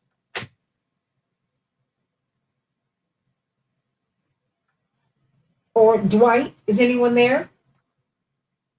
I'm here. Okay. Yeah, I'm here as well. And Santita, I think it comes back to something that Dwight and I think agreed on previously. Well, don't be upset because people are disagreeing with you or going to another candidate. Win them over. Go put out the policy to win them over. Stop saying don't vote for this person. You're wasting your vote. Win me over. Tell me why I should vote for your person. Do something that's going to support the issues, address my issues. Give me a reason to vote for you rather than voting against somebody else. Yeah, I just think that there's a loss on that. Win me over. If you want this vote, win my vote. Don't say that I'm wasting my vote. Don't say I don't like the way you're voting. Win my vote. Respect me enough to win my vote over. That's how I see it. But I think, Daryl, Dwight, and Mark, it does come down to, and Ari, it does come down to respect. Because as well as anyone, Daryl, the immediate response is you must like Trump. Or do you want Trump? And some of the people who that is the first thing they say. And it is insulting. Look, we were at Rainbow Push last week. Dwight, you can dot the I and cross the T. We had a young man, Darius Randall, who is an activist and very active in the Chicago community. First thing he said when he stood up to address the group, and it was about 70 or 80 of us there, it was a really solid group, was it not, Dwight? It was. He said, first thing y'all need to know is that Trump has these streets. You need to know that I'm in the barber shops. I'm listening to people. I'm talking to people. He's got a lot of this black vote. He's got much more than y'all think. Is that not what he said, Dwight? That's exactly what he said. And he was right. And the people that I'm talking to are taking the same position. Most black men that I'm talking to are saying that they have contempt now for the Democratic Party and they are really been supporting Trump. Why? Because they believe that what black men have a thing about, what they call being punk. They have a thing called respect. They have a thing. It's a real issue with black men. One of the things that black men shoot each other over, you step on their shoes and don't apologize, they feel like they're being disrespected. They got a real thing about respect. And they believe that the Democratic Party has punked them, disrespects them, takes them for granted. And so they feel, believe it or not, that they are being, this is what they call it, and taken for granted. And they're just not there anymore. They're just not willing to go there anymore. And so a lot of them are supporting Trump by default, just because they feel so dissed by the Democrats. Well, I think, Shapiro, are you still there?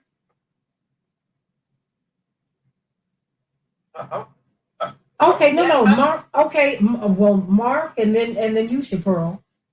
Yeah, I was going to sign on to what Dwight just said, and I think that's true not only of black men, but I think it's true of a lot of Trump's white supporters.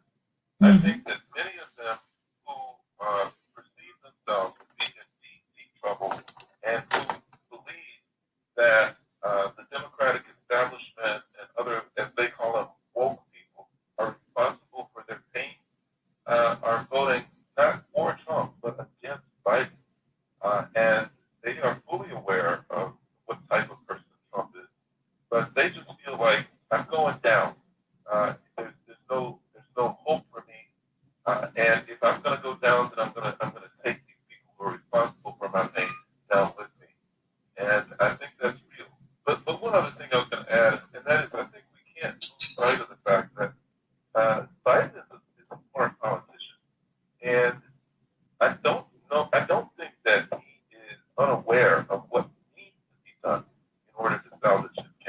Mm-hmm.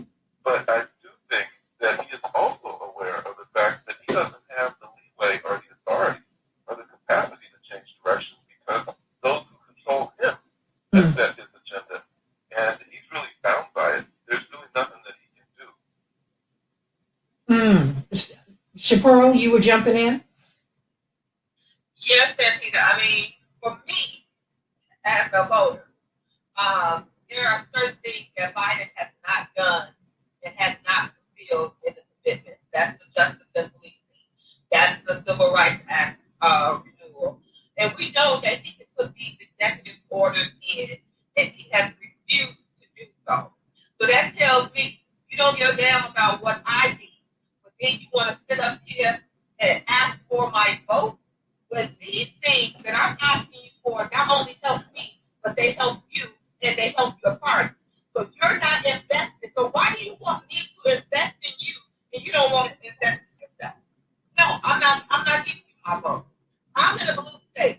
So I know I can comfortably vote my conscience and not have to worry about Trump being getting our electoral votes here. I'm gonna vote my conscience. And I have told people to vote their conscience. Because the simple fact is that he has disrespected so many black people, and he continues to thumb his nose and his finger in our nose every time he turns around. I mean, he doesn't even try to support the agendas that he promised us. Now, well, this is not something that we're pulling out the air and asking him. This is a 4-year-old promise that he made that he has not fulfilled. And then you asking me to wait another 4 years to fulfill something that you didn't fulfill the first 4 years. No, sir. No, sir. You're not going to get my vote. No, sir. Well, then why don't you respond to Angela Burns, who says, I don't want oligarchy. That is Trump. So hashtag riding with Biden 24. He's not perfect, but who is? What's your response? And guess what? The difference between Biden and Trump is not that big of a difference. Their policies are pretty much the same. You got to look at how they govern. Trump is in your face. He tell you, I'm going to steal all the money. I'm going to make crooked deals. He just loves Trump with it. But they both doing some shady business on both sides. And that's part of politics. I get it. But I need you to fulfill the promises that I need you to work on. And you're telling me that you're not going to support civil rights vote, civil rights act that's going to help you. You know that protecting the vote helps more than any other party, the Democratic Party. And you're not going to put that executive order in place to help you so we can vote for you. Does that make any sense? So you have people like Daryl Jones saying, Mr. President, sign this executive order. Yes, we know it's only going to be good for the end of your term. Yes, we know all of this. But guess what? Do what you have to do in order to protect the vote. But that's showing me what Biden is not getting or what he doesn't want to see is that it's showing Black America that you're listening to us, that we are a priority. Right now, he has told us you're not a priority. You're not even on my radar, Black people. I'm not going to give you any money. I just need you to shut up and vote for me. Hell no, I'm not doing it. I'm not doing it. Karen LeMay says, what has Trump done or promised, Dwight? I can list what President Biden has done. He has kept his promises. Dwight. That's what she sees. But as Chaparral says, that's not what everybody sees. A lot of folks see broken promises. A lot of people see unkept promises. And they're just kind of tired of it. I guess it depends on what promises that you were looking for. Some people, he fulfilled their promises. If you were white and middle class and needed certain prescription drugs or whatever, he was your guy. He did those things. But if you were black and looking for a reform in with George Floyd or police brutality or more investment in education or even protecting the voting rights, he didn't fulfill those promises. And so it depends on what you were looking for is how you grade him. Dr. Gibbs, what's being missed here? I mean, is it messaging? Is it style? Is it substance? Is it both?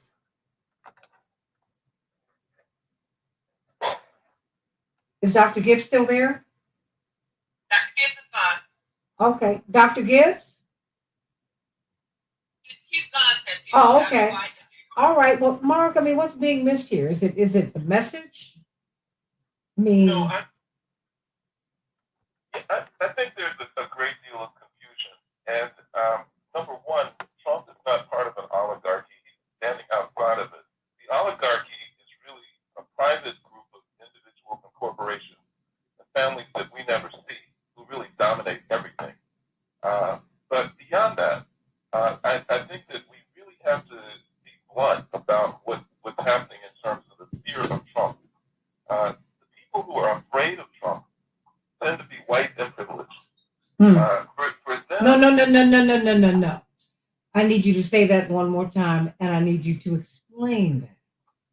okay, the people who are afraid of Trump are white and privileged because under Biden, they have been able to have life. Been able to have a pretty good life. They have not had to deal with a lot of things that communities of color have had to deal with in terms of police presence in their communities, police violence, limited access to the vote, limited opportunities to even say things or speak. Citing Santita Jackson as one example. A generally oppressive kind of a situation that has plagued communities of color, even during the Biden administration. So when people start saying that we're afraid of having Trump come in because we're going to have fascism, we're going to have an oppressive community, we're going to have a police state, well, communities of color say, welcome to our world. We've been dealing with this no matter who the administration is. And what you're basically saying is that Biden has not been a problem until, that you've not seen a problem until your situation is going to be comparable to that which we have been experiencing all along. So we just need to be really clear about what's happening here. There's not a problem until it starts affecting white people with money, and then it becomes a crisis. And for people who have been dealing with basically a police state all along, regardless of who's in office, it's very hard to get frightened and upset about a Trump administration. Been there, done that. I mean, Shapiro, have you ever heard anyone say that before? That the people who are most frightened by Trump are privileged white people? Yes, because it's true. Like what Mark was just saying, I'm not afraid of Trump. We have been living in a police state for a very long time. And that's why we're pushing Biden for this Justice and Policing Act that we needed to protect us from being harassed, utilized, and murdered by the police. This is a fact for everyday life in Black America. So when you tell me that this is not important to you and your agenda, that tells me I'm not important. And so what we're seeing, Santita, is people pushing back, like the wife was saying, and they're looking for different alternatives. It doesn't necessarily have to be Trump that Black people will flock to. It may be Cornel West. It may be Williamson. It may be RFA. Whoever it is. But what Black people are telling about the Biden administration is that, hey, you're not going to take my vote for granted. You're going to do what I needed you to do, and you're going to fall in line, or we won't fall in line. You know, So there's, to fall in line as we used to do. But this year is going to be totally different. And I've been telling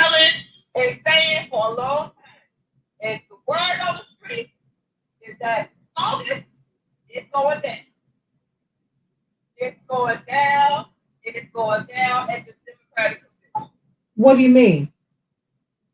Well, like I said, it's a lot of people protesting that will be there. There are a lot of issues in Chicago, period. And this is going to be a very contested convention because people want their voices heard and their issues on the Democratic platform and table. Thank you Sam, to see right now, Santita, is the war in Gaza, justice and policing, as well as also the immigration. Those are the three top button issues that will bring people out and surround wherever this convention is going to be in protest. And there's And one we cloud. are There's one cloud on top of that rain. Spill. And it's why white people, black people are so violated. It's called they see Biden sending billions and billions and billions of dollars generally help other white people overseas and ignore the issues that black people who voted for him and put him in office request from him. They don't have enough money for us. We ask for reparations. We ask for billions of dollars in investment in our communities, and it will affect the budget. It will create inflation. There are a million reasons why they don't give us the $100 billion. And yet, people who live in other countries, who the only thing they have is that they're allies and they're white, make requests, and they can't find enough money not to give them. They don't ask. They give them more money than they ask for. And black people at some point are insulted by this. White people don't understand that. If you spend 400 years waiting on your turn never comes. But yet somebody who lives overseas put their hand out and they get everything they ask for. Before they get And black here. people still racism and order. Wait a minute, before they get here. In fact, that's the lure. That's the lure. And more money once they get. Oh my gosh. Well, why don't you speak to what William settles? And William, I want to thank you for listening, for continuing to give us your support. You said you don't agree with a lot of things that I say, but you didn't appreciate the way that I was let go. And bless your heart. I just thank you for just keeping an open heart and an open ear. Thank you so much. You said so. You're still talking about Gaza while school children are being shot in the streets of Chicago as they walk from school. Does anyone want to look at that? Touch that?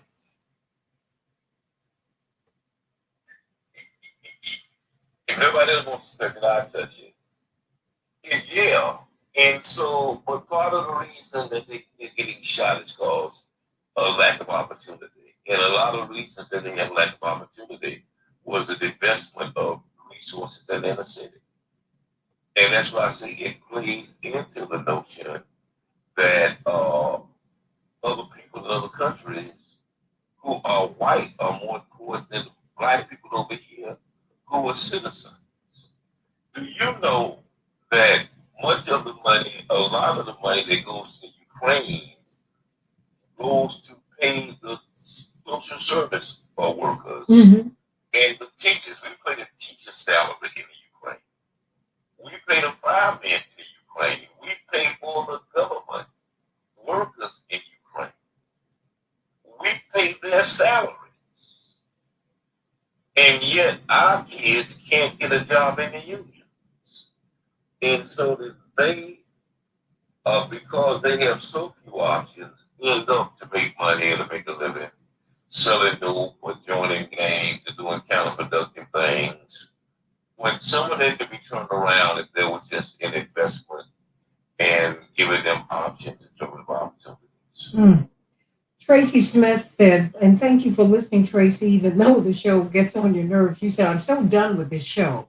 Your so called progressive talk show does nothing but blame Joe Biden and the Democrats. Tracy, are you aware that Joe Biden was never a progressive?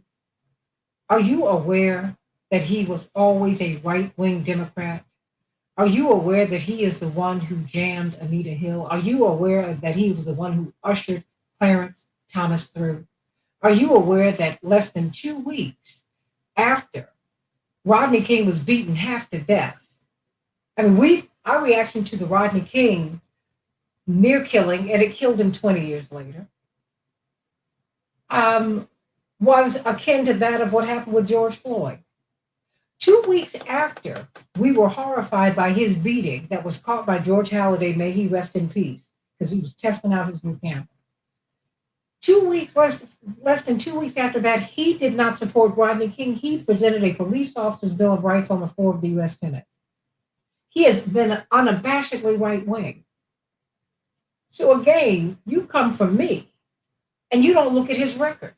Someone who sided with segregationists and got the only black senator we had, Ed Brooke at that time, pushed out of the U.S. Senate. It's very clear you don't know your history. It's clear to me.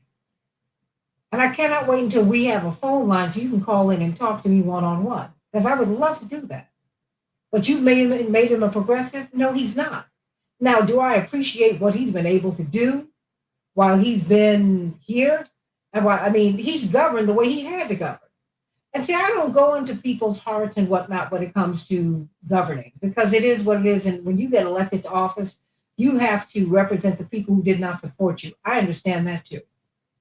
Okay, because I know there are going to be some votes that my brother Jonathan has that are going to make me go, But he has other people he represents.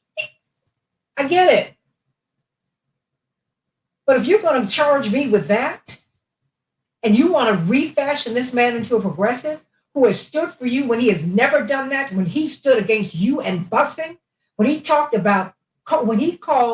the racial jungleization of his children's school, if you went there, if I went there, and I'm the problem, I'll be done with this show, but be done with information,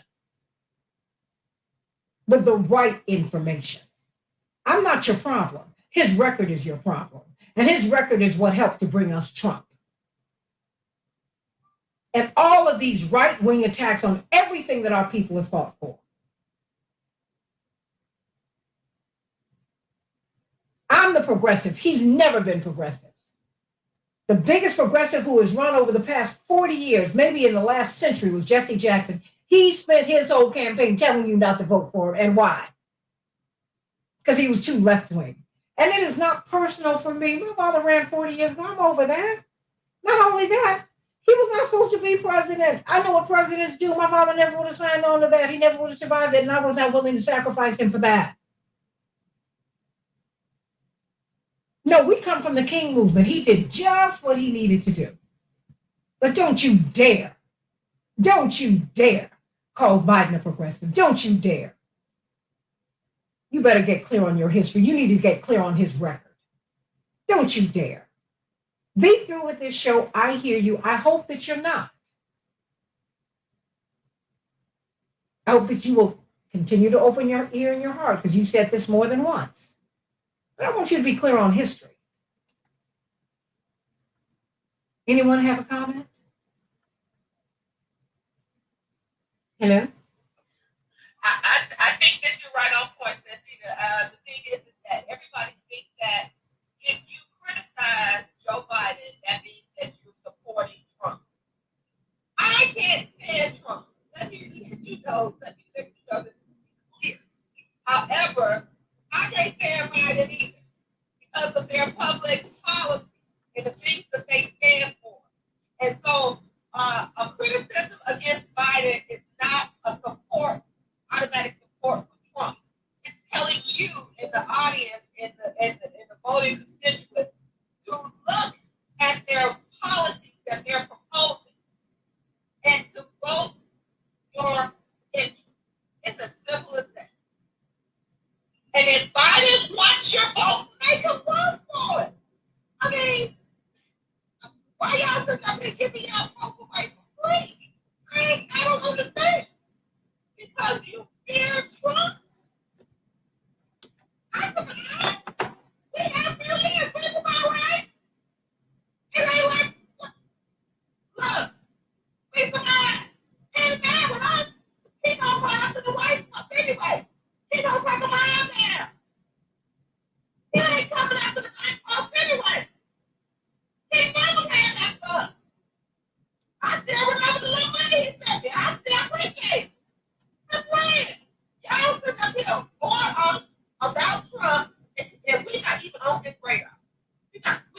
going to go after the people who came after him. And that's who he's going to go after. And so my thing is that you need to vote your interest.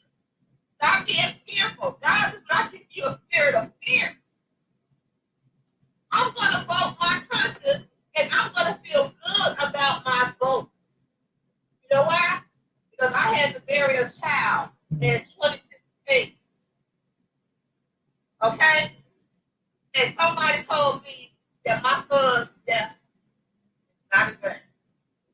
And that's why, until you support justice and police, I cannot support you. Period. I have to stand on some conviction. We have to stand firm. But if we don't stand firm, they will continue to roll over on us. And we would never, ever, ever get lifted up. We need to act on in this America. And Tracy said the crickets on killing here in America. No, they're not. You don't listen to the show. You don't listen to me. Dr. King said that the bombs we drop overseas will explode at home. That's what we're dealing with. We are the greatest purveyors of death and war in the world today. And you think we don't deal with blowback here, morally and physically? We manufacture war. We manufacture killing. We've just overthrown Imran Khan because he would not stand with us on Ukraine. He was democratically elected in Pakistan. What did we have to do with that? But because he won't stand with the globalist world order, we decide to find a way to get him out. We do it here. We found a way to neutralize Bernie Sanders. I mean, come on, y'all. Y'all act like I'm the problem. I'll take it, but you're wrong. Karen, you said the Republicans are blocking immigration reform. They absolutely are, but all these folks are. They're all playing a game because they're not letting you know that they're bringing these people in so they can work for cheap, if not for free. That's what this is about. They relaxed the labor rules during Hurricane Katrina. They would not even let the Black and brown people who lived in Mississippi, who lived in Louisiana, who lived in Alabama, they wouldn't even let them rebuild their areas because the U.S. Department of Labor relaxed the labor law so they could bring in migrants. We're all being played here. Those are the facts. You said, where are the facts? Those are the facts. Look that up. Bush did that. Republicans and Democrats are playing all of us. And you ought to be tired of it. And you know what? These questions that you ask of me, shoot them to Biden. Shoot them to his surrogates. Yeah, talk to them. That's what you should do. Yeah, confronting me? No, darling. Confront his surrogates. Confront them and have them answer your questions. Santita, you're hearing from a lot of good Democrats, quote unquote, but I think that they need to do some soul searching. If they honestly believe that Biden is doing what they want their president to do, then that's who they should vote for. But if what they are doing is they're looking at alternatives and they're saying that we prefer Biden to Trump because we're afraid of Trump, then they really need to be honest with themselves and say that that's pathetic.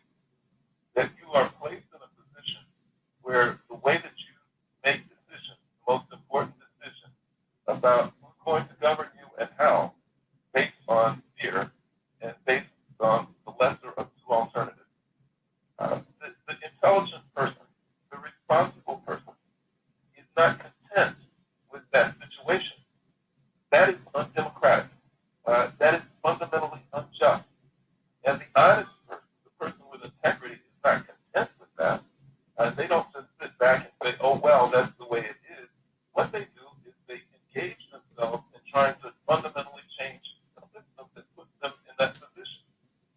And there are many different routes that might be taken in terms of trying to change the system. But somehow, a person who's bothered by that has to be engaged in trying to change it. You know, for some people, it will be, look, I'm going to register my dissatisfaction by voting for a third candidate. Other people might say that what I'm going to do is I'm going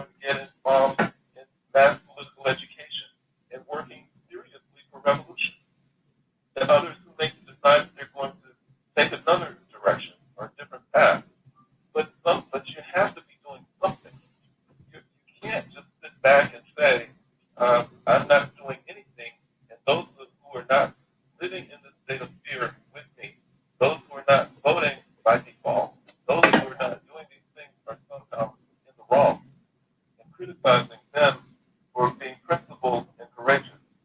And I think that requires soul searching on the part of people who found this note. I agree. And how can you support somebody who supports genocide if you don't have a moral deficit yourself? Under any circumstances, how can you support somebody who supports genocide? Let these progressives explain that to me. I don't know. And Tracy said Jesse Jackson also wanted to do harm to the first black president. That is an abject lie. What Reverend Jackson said on that tape was if Obama kept talking down to black people about black people, someone would do harm to him. I'm not going to use that language because that's not even language I'm even accustomed to hearing my father use. And guess what? That is what y'all have been doing. As he has been using the condescending language, as he comes to the most middle class, upper class black folks in the world at the Congressional Black Caucus and says, don't be lazy, get up. Take off your house slippers, take off your house coat, and get out there and march. Are you for real? You say that to the people at the Black Caucus dinner when it's $10,000 a seat?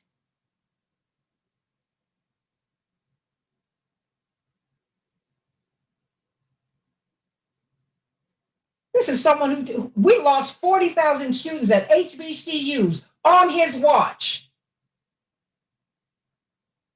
Next to Bill Cosby, no one has probably sent more black kids to black colleges than Jesse Jackson. What are you talking about? What did he do?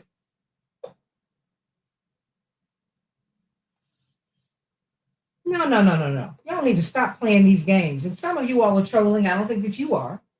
But you're playing games. No one wanted to harm the black president. Before people even knew his name, they couldn't pronounce his name. Reverend Jackson gave him a platform, even though he didn't want to walk 2 or 3 blocks over from his house to be at Push. That's real too. A reverend would say, you need to come over here. You need to get in touch with people. People need to get to know you. No one helped him more than we did. Nobody. I was a maid of honor at his wedding, sang at the wedding, godmother to his first child. Nobody. My brother was the co-chair of his first campaign. Nobody. And we were happy to do it. If you're the guy, then go for it. Go for it. It was very clear that he had been tapped. Okay, all we ask is that if you've been tapped and you get into the room and you get to the table, just fight for me. He didn't do that. Jesse Jackson sitting up in a wheelchair at 82, and you want to talk about him? That man has done nothing but deliver for you. But you'll say it when he's dead, and that's the tragedy.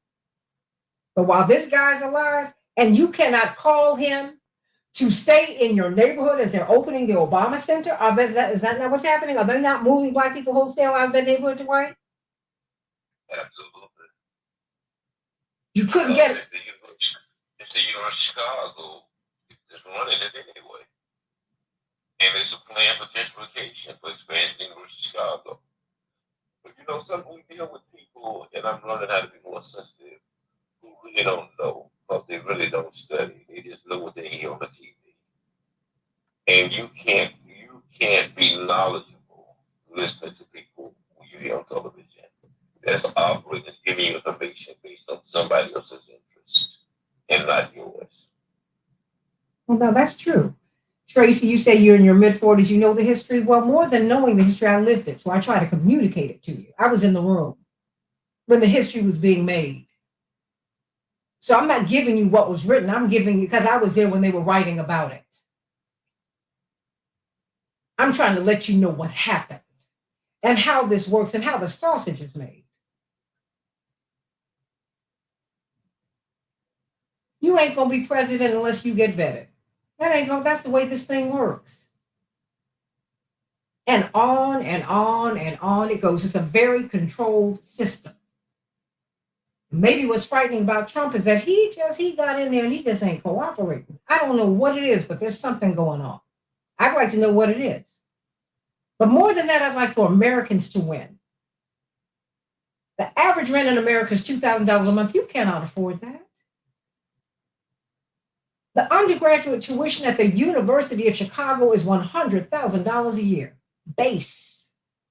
You can't send your child there. You can't even send your child to a state school. I'm not your problem. You need to be knocking the doors of the White House and your state house and the House of Representatives and the U.S. Senate down so that they can so that the bankers can be loose, so they can be loosed of these bankers and you can get your fair share of the American dream. Senator Dick Durbin said the fact is the bankers run the place. Goldman Sachs presented Nancy Pelosi with a 2.5-page document and said, if you don't give me $770 billion by close of business today, I'm shutting down the American economy. I'm not your problem. You ought to be sick of that. And you ought to stop picking on the people who deliver for you. Dr. King delivered for you. But you want to talk about his personal life now. And when my father dies, that'll happen too. People are human. And in spite of their humanity, they deliver divinity to you. Grow up. Knowing the history and living it is something very different. I try to communicate to you, Tracy, and to everybody what I've lived and what I've seen. That's what Dwight tries to tell you, what he's lived, what he's seen. When they killed Fred Hampton and they were looking for Bobby Rush was the most wanted man in America when one of the top 10 shows in America was the FBI. He got in a car with 2 or 3 of our friends looking for him at risk to his life. Because we wanted to get him before the FBI killed him. Am I lying, Dwight? Am I telling the truth? Not at all. Oh, okay. And he put himself in the trunk and turned himself in. At our apartment. And if he had been overnight and turned himself in and pushed the next morning in front of all of the cameras so that they would not kill him like they killed Fred Hampton, like they killed Mark Clark. Because the narrative at that time was still that Mark Clark and Fred Hampton tried to kill the police. The truth had not been told yet. The narrative that the media, the corporate media, were pushing out at that moment, in that moment, was that they had engaged in a shootout with the police. It was only when G. Flint Taylor, Fred Hampton's lawyer, went over to the apartment and saw that all of the bullet holes were originated from outside, that he said, oh my goodness, this was an execution of Fred Hampton and Mark Clark by the police. We're not telling you what we heard. We're telling you what we lived, Dwight. And then I had the state's attorney who was in charge of the raid. I had him in my youth vision. To have Vicky Johnson was there to have him explain what this was about. And what he said to us was, the fact of the matter is, the FBI set me up. They gave me misinformation and they set me up. Say, now you have to turn the tape off because I don't want to say it in the public because he was running for mayor. But he said that to us in the youth division, he said, nobody will want to hear my story. I said, come to the bar meeting, we'll listen to you. He said, the fact of the matter is, yeah, I was in charge of the hit, but only because the FBI set me up.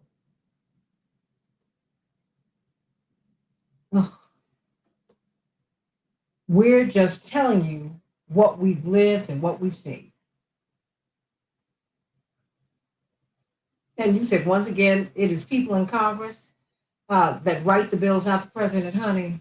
It's a little bit deeper than that. That's what we keep trying to share with you every day. It's just a little bit deeper than that. It ain't, it's not Schoolhouse Rocks. That ain't what this thing is, baby.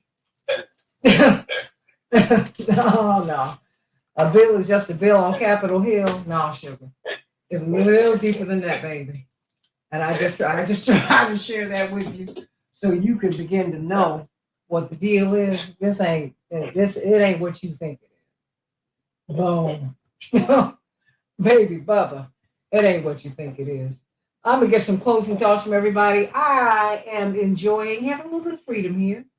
Let me start with you, Chaparral. Whew. Santita, I'm just a bill. On Capitol Hill. I'm like, baby, that ain't what this is about. And so, no, I'm like, no, it doesn't quite work that way. No, no, no, no, no. Like my mama had enough sense while I'm sitting up here looking, reading the encyclopedia. Oh, I want to be a Senate page. She said, no, you don't. Yes, I do. She said, no, you don't. Had an offer to be a Senate page for a guy who actually was a decent guy. And my mom said, no, no, you're not gonna go there. Oh no. And what happened? Maybe a year or two later after I got that offer, they had the sex scandal up there. And my parents called me into their bedroom, Dwight and Mark and Chaparral, and they had me because my father was getting ready to go to the office. I don't even know why I was in high school. I don't even know why I was home. And my sister was sitting in the bed with him. She was a toddler at that time. And my parents had watched this because they had gone to commercial break and they were going to have the young man. It was a young black man, and I think it was a white girl. There was just kids who worked on the Hill who had gotten into sexual relationships with these politicians. And my mother said, "Now this is why I would not let you go on the Hill. That's the nastiest place on earth." Thank you, mother. And my father just looked at it and nodded his head. No, Chaparral is just a bill on Capitol Hill. Go on, girl. Santita, I mean, great show today. Only thing I can say is close it out is that everybody needs to basically look at the policy. Don't just go out of fear and try to say, well, we have to stop Trump from getting in office. No, push these people to do what you need them to do for you. Because no matter if you get Biden in office, your life is not going to change. If you get Trump in office, your life is not going to change. So what kind of change are you looking for? So that's what you need to be voting on, the change that you need. And so that's what I encourage everybody to do is to look at the policies that they're proposing. Because when you look and you peel back that money and you look at those policies, then you'll see why we're so up in arms about just blindly voting for Biden. Mark, are you still there, sweetie? Wanted to give you some closing thoughts. Yeah, I agree with everything Chappelle said, and I think that too often we compartmentalize our politics, and we think that that is something that is over here, and our morality and our spirituality are over there. And I think that we have to start with our morality and our spirituality, and our basic sense of what it is to be a human being, and the ethics of being a human. And once we're there, then our politics follow that. And I think that everyone really should just reflect on what it is that we have to do in order to ensure that we preserve our dignity, our sense of self, and that we're following our conscience. And then follow that wherever it leads us. And inevitably, if you do that, it takes us to a good place. This is not a new situation. Back when the Vietnam War was raging, there were many people who were grappling with this same question. Uh, Lyndon Johnson was a Democrat. Do we continue to support him and pay lip service to his administration when there's this immoral war that's raging in Southeast Asia? Do we remain silent? And people made the right choice. They came out and they resisted him at every level and in every way when it came to this war. And what came out of that was a better country. There was a new standard that had been set for what the Pentagon could and could not do when it came to waging war. And that was only because people were brave enough, courageous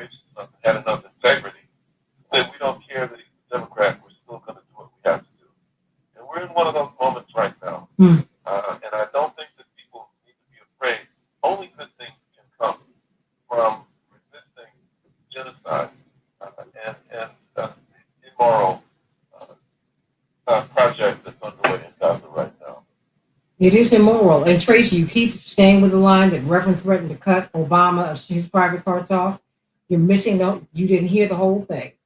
He said someone will cut his private parts off if he continues to condescend to black people.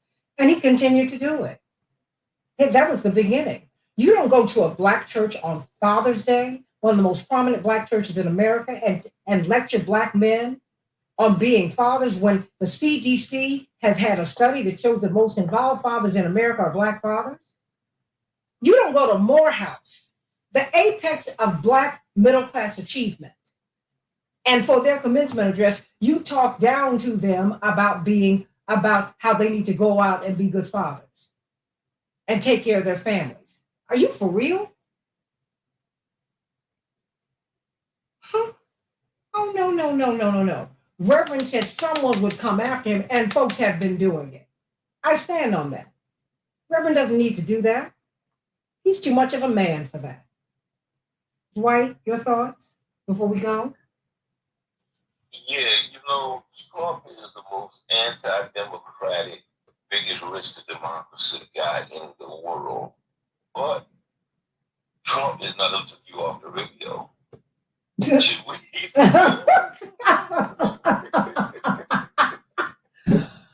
At least in Chicago, but not in Minneapolis and not in LA. But wait a minute, and Trump. Wait a minute, and Trump didn't take Tavis off TV and didn't try to cancel Dr. West. Wait, what you saying? Thank you. We feel better because we got such a lot of progressives rather than the Republicans. Oh, that's rich, Dwight. You good. I mean, come on, y'all.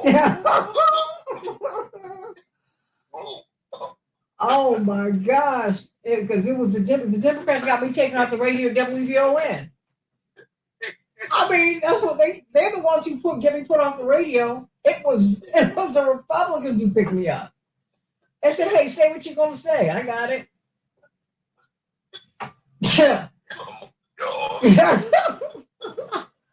Oh my goodness. And they did tell me.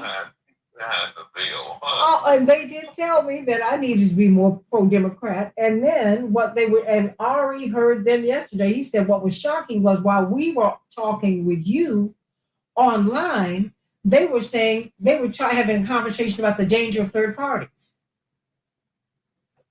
I said, okay. I said, well, now you can see why I'm off the radio there. Because that's a conversation I refuse to have. As an American, I don't want to cut off your portals. I want to open wide the gates. That's what democracy is about. The free marketplace of ideas, Dwight. I say grow up, look like Dale, What you say, wait a minute, look at who fired you. It wasn't. Yeah, it was somebody. You're right. Oh, Lord. Take the fucking off to pull back the curtain. Come on. Oh, wait a minute. Tracy said, Tracy, I'm not going to address you anymore because this is silly. You said that you were acting like the first black president was supposed to cure all racism. No, I never thought it. And I never said that. I never even gave him that charge. I just wanted him to make things fair for me. I wanted him to make things better for me. If anything, give me hope. See, unlike you, I know Barack. And I know his politics are far more conservative than mine. So I did not expect him to do anything other than what he did. But what I did expect him to do is if black people are going to over-index and put you in office, and if we're going to put all of our hopes and dreams in you, I expect you to stop by a black school and tell a black boy and a black girl you can make it. That's what I expect you to do. Santita, you just don't not know him. You were in his wedding. No, I was not. I was a maid of honor in the wedding. And I sang at the wedding. Now, mind you, they don't tell you I was a maid of honor in the wedding now. They just say, okay, that's cool, but that's what I was. And they godmothers wanted the children. So I mean, yeah, so that ain't, but that's all personal and that's cool. And the thing is, Michelle Obama wrote very kind things about me and my family in her books, and I appreciate that. And if you notice, I don't discuss her because I don't discuss my personal relationships in public. Well, the point I'm making. No. I wasn't. That was no chastisement to you. You know, I was. No, I was I'm just. saying Yeah. that the point I was making is that we ain't talking theory, we ain't talking abstract, we talking about lives we lived. This ain't a book we read, or a paper we've seen, or a TV show that we looked at. These are our lives. And so we're not talking in the abstract. And we're trying to share these experiences as much as we can with the audience so that they can look behind that veil.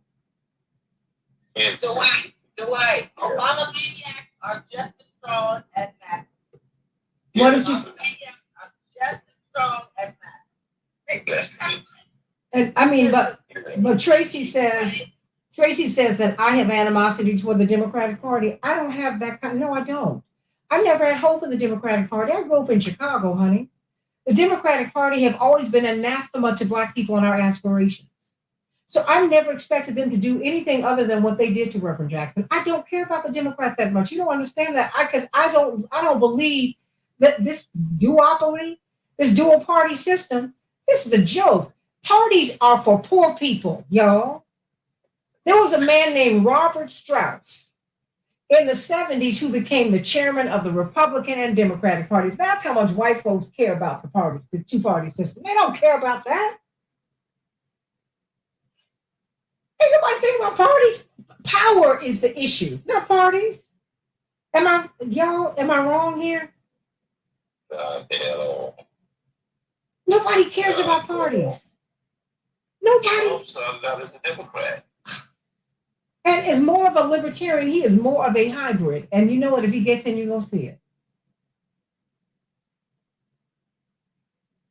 He became Republican based on convenience. That's all. Not based on conviction. No.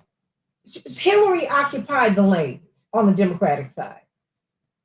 And Bernie was taking the progressives and the independents. So he said, okay, I'll go over here.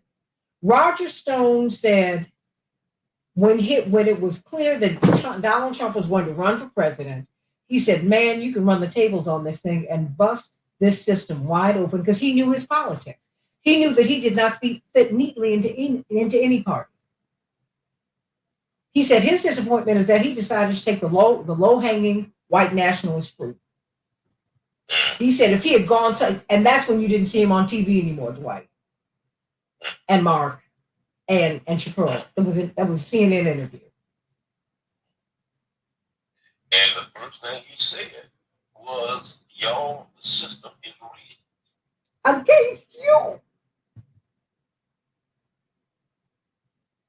I'm in the system. I understand the system is rigged against you. Which is why they are out to get him, because they don't want him telling the truth. Well, but you said something that was a mouthful a little while ago. That parties are for poor people. They are. They are. I mean, they're playing games with everybody. Oh, no, you got to be a Democrat. Oh, no, you got to be a Republican.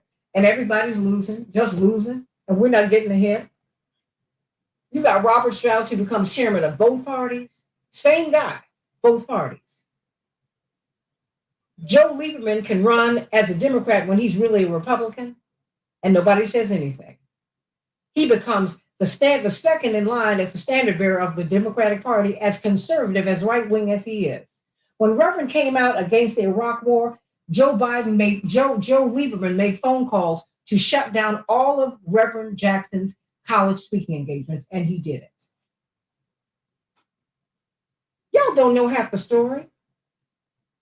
I don't have time to have animus and animosity toward anyone. It's a waste of my time, and it is a diminution of my spiritual energy. I'm not going to do that. I am too mature for that.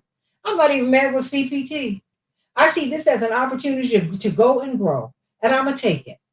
Because I can't be big and little at the same time. I can't pray for CPT's demise and pray for my rise. God will not bless me for that. So I ain't doing that. I ain't got time for that. I don't have time to dislike the Democratic Party. What I dislike is what they do to you. But apparently you do not. They can do you in 50 ways to Sunday, and it's okay with you. Well, I do not rape easy, and you shouldn't either.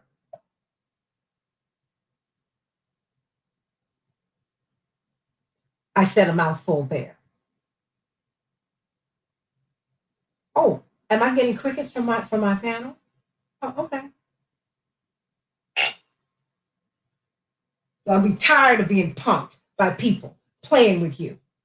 You ought to be tired of the fact that there are more people in the world today than there were at the beginning of COVID, but now you got some men in line to become trillionaires. You ought to be sick of that. Off the backs of your sweat, the sweat of your brow.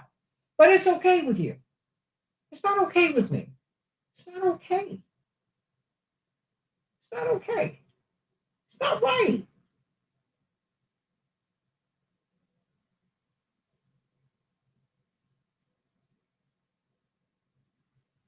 You ought to be outraged about the 40,000 black kids who were pulled out of school during the Obama administration. You want to go back to Jesse Jackson. Jesse Jackson put kids in school, tried to keep Bennett College open at the same time. But you want to talk about him, oh please. Stop playing. And think enough of yourself to demand that people do right by you. Stop getting played. Stop it. You get mad at the wrong people. You get mad at the people closest to you, the people who fight hardest for you. But the people farthest and furthest away from you, and I mean farthest in terms of physical distance, furthest away from you philosophically, you don't mind. You just let them continue to mess over you. You need to stop that. They will continue to do it if you don't stop it. They'll continue. So, does anyone else have anything else they want to say? Hello. I'm good. Oh, I think okay. it's been said. Okay. I mean, Where y'all left to be tomorrow? what you say? He's going to be at the Marriott Oak Brook at 3:30. And then will he be at St. Sabina? He and Jill Stein, and he's going to be at St. Sabina at 10 o'clock on Sunday. Okay. Okay. I wish you'd open with that. Have him do a quick Facebook post about that, Dwight. Okay. Like a Facebook reel. No, just a Yeah. Facebook reel. He can do that real quick. All right. So people can know. All right. It's like it's under a minute. Mhm. Thank you. I just want to say, my condolences to Joe Madison. Oh boy. Black Eagle has made his transition. So I just wanted to bring that to everyone's attention. It's a great loss to the radio community. Mm-hmm. And to the activist community. Wonderful human being. Wonderful human being. They said he died peacefully at home. Oh boy, unbelievable. We lost a lot with Joe Madison, but he left us a whole lot. He left us a tremendous legacy. He used this microphone to uplift us and to empower us. And we should always be grateful to Joe Madison, who called balls and strikes, spades, spades, hearts, hearts, and balderdash, balderdash. Look it up. It's a nice way of saying something else. But we thank God for Joe Biden today. For Joe Biden too, but for Joe Madison, the Black Eagle, he soared, and now he's soaring with the angels. May God bless him and his wife, his beautiful wife and family. God bless them. And God bless all of you. I love you. I'll see you on I'll see you on Sunday at Keep Hope Alive with Reverend Jesse Jackson. And oh my goodness, Yvonne, you say run for the presidency, girl? No, I am doing just fine. No, babe, I'm good. But I love all of you. It has been a great, great, great, great, great time today. And there's that. Tracy, you said, is that talking out or encouraging them? Girl, go on. Go on about this. You listen to me, please. Some things you don't even. Are you black? There's some things you don't even say to black people. Because it's disrespectful. And you certainly don't go before the most middle class Negroes in the world talking to them about parental responsibility. It's an insult. Oh, please. Child, please. You don't go on. And enough. Like I said, what we try to do is share history that we've lived. We already know what happened. So I love you. It has been great. And I'll see you Monday here. We're going to keep it going. And we're going to keep it going with AM 950 radio. I'm going to work it out so I can be on the air with them on Monday. Sending you so much love. God bless everybody. Love you, Chapearl. Love you, Dwight. Love you, Mark. Love y'all. Love you, Morning Stars. I love you. God bless you. Bye bye.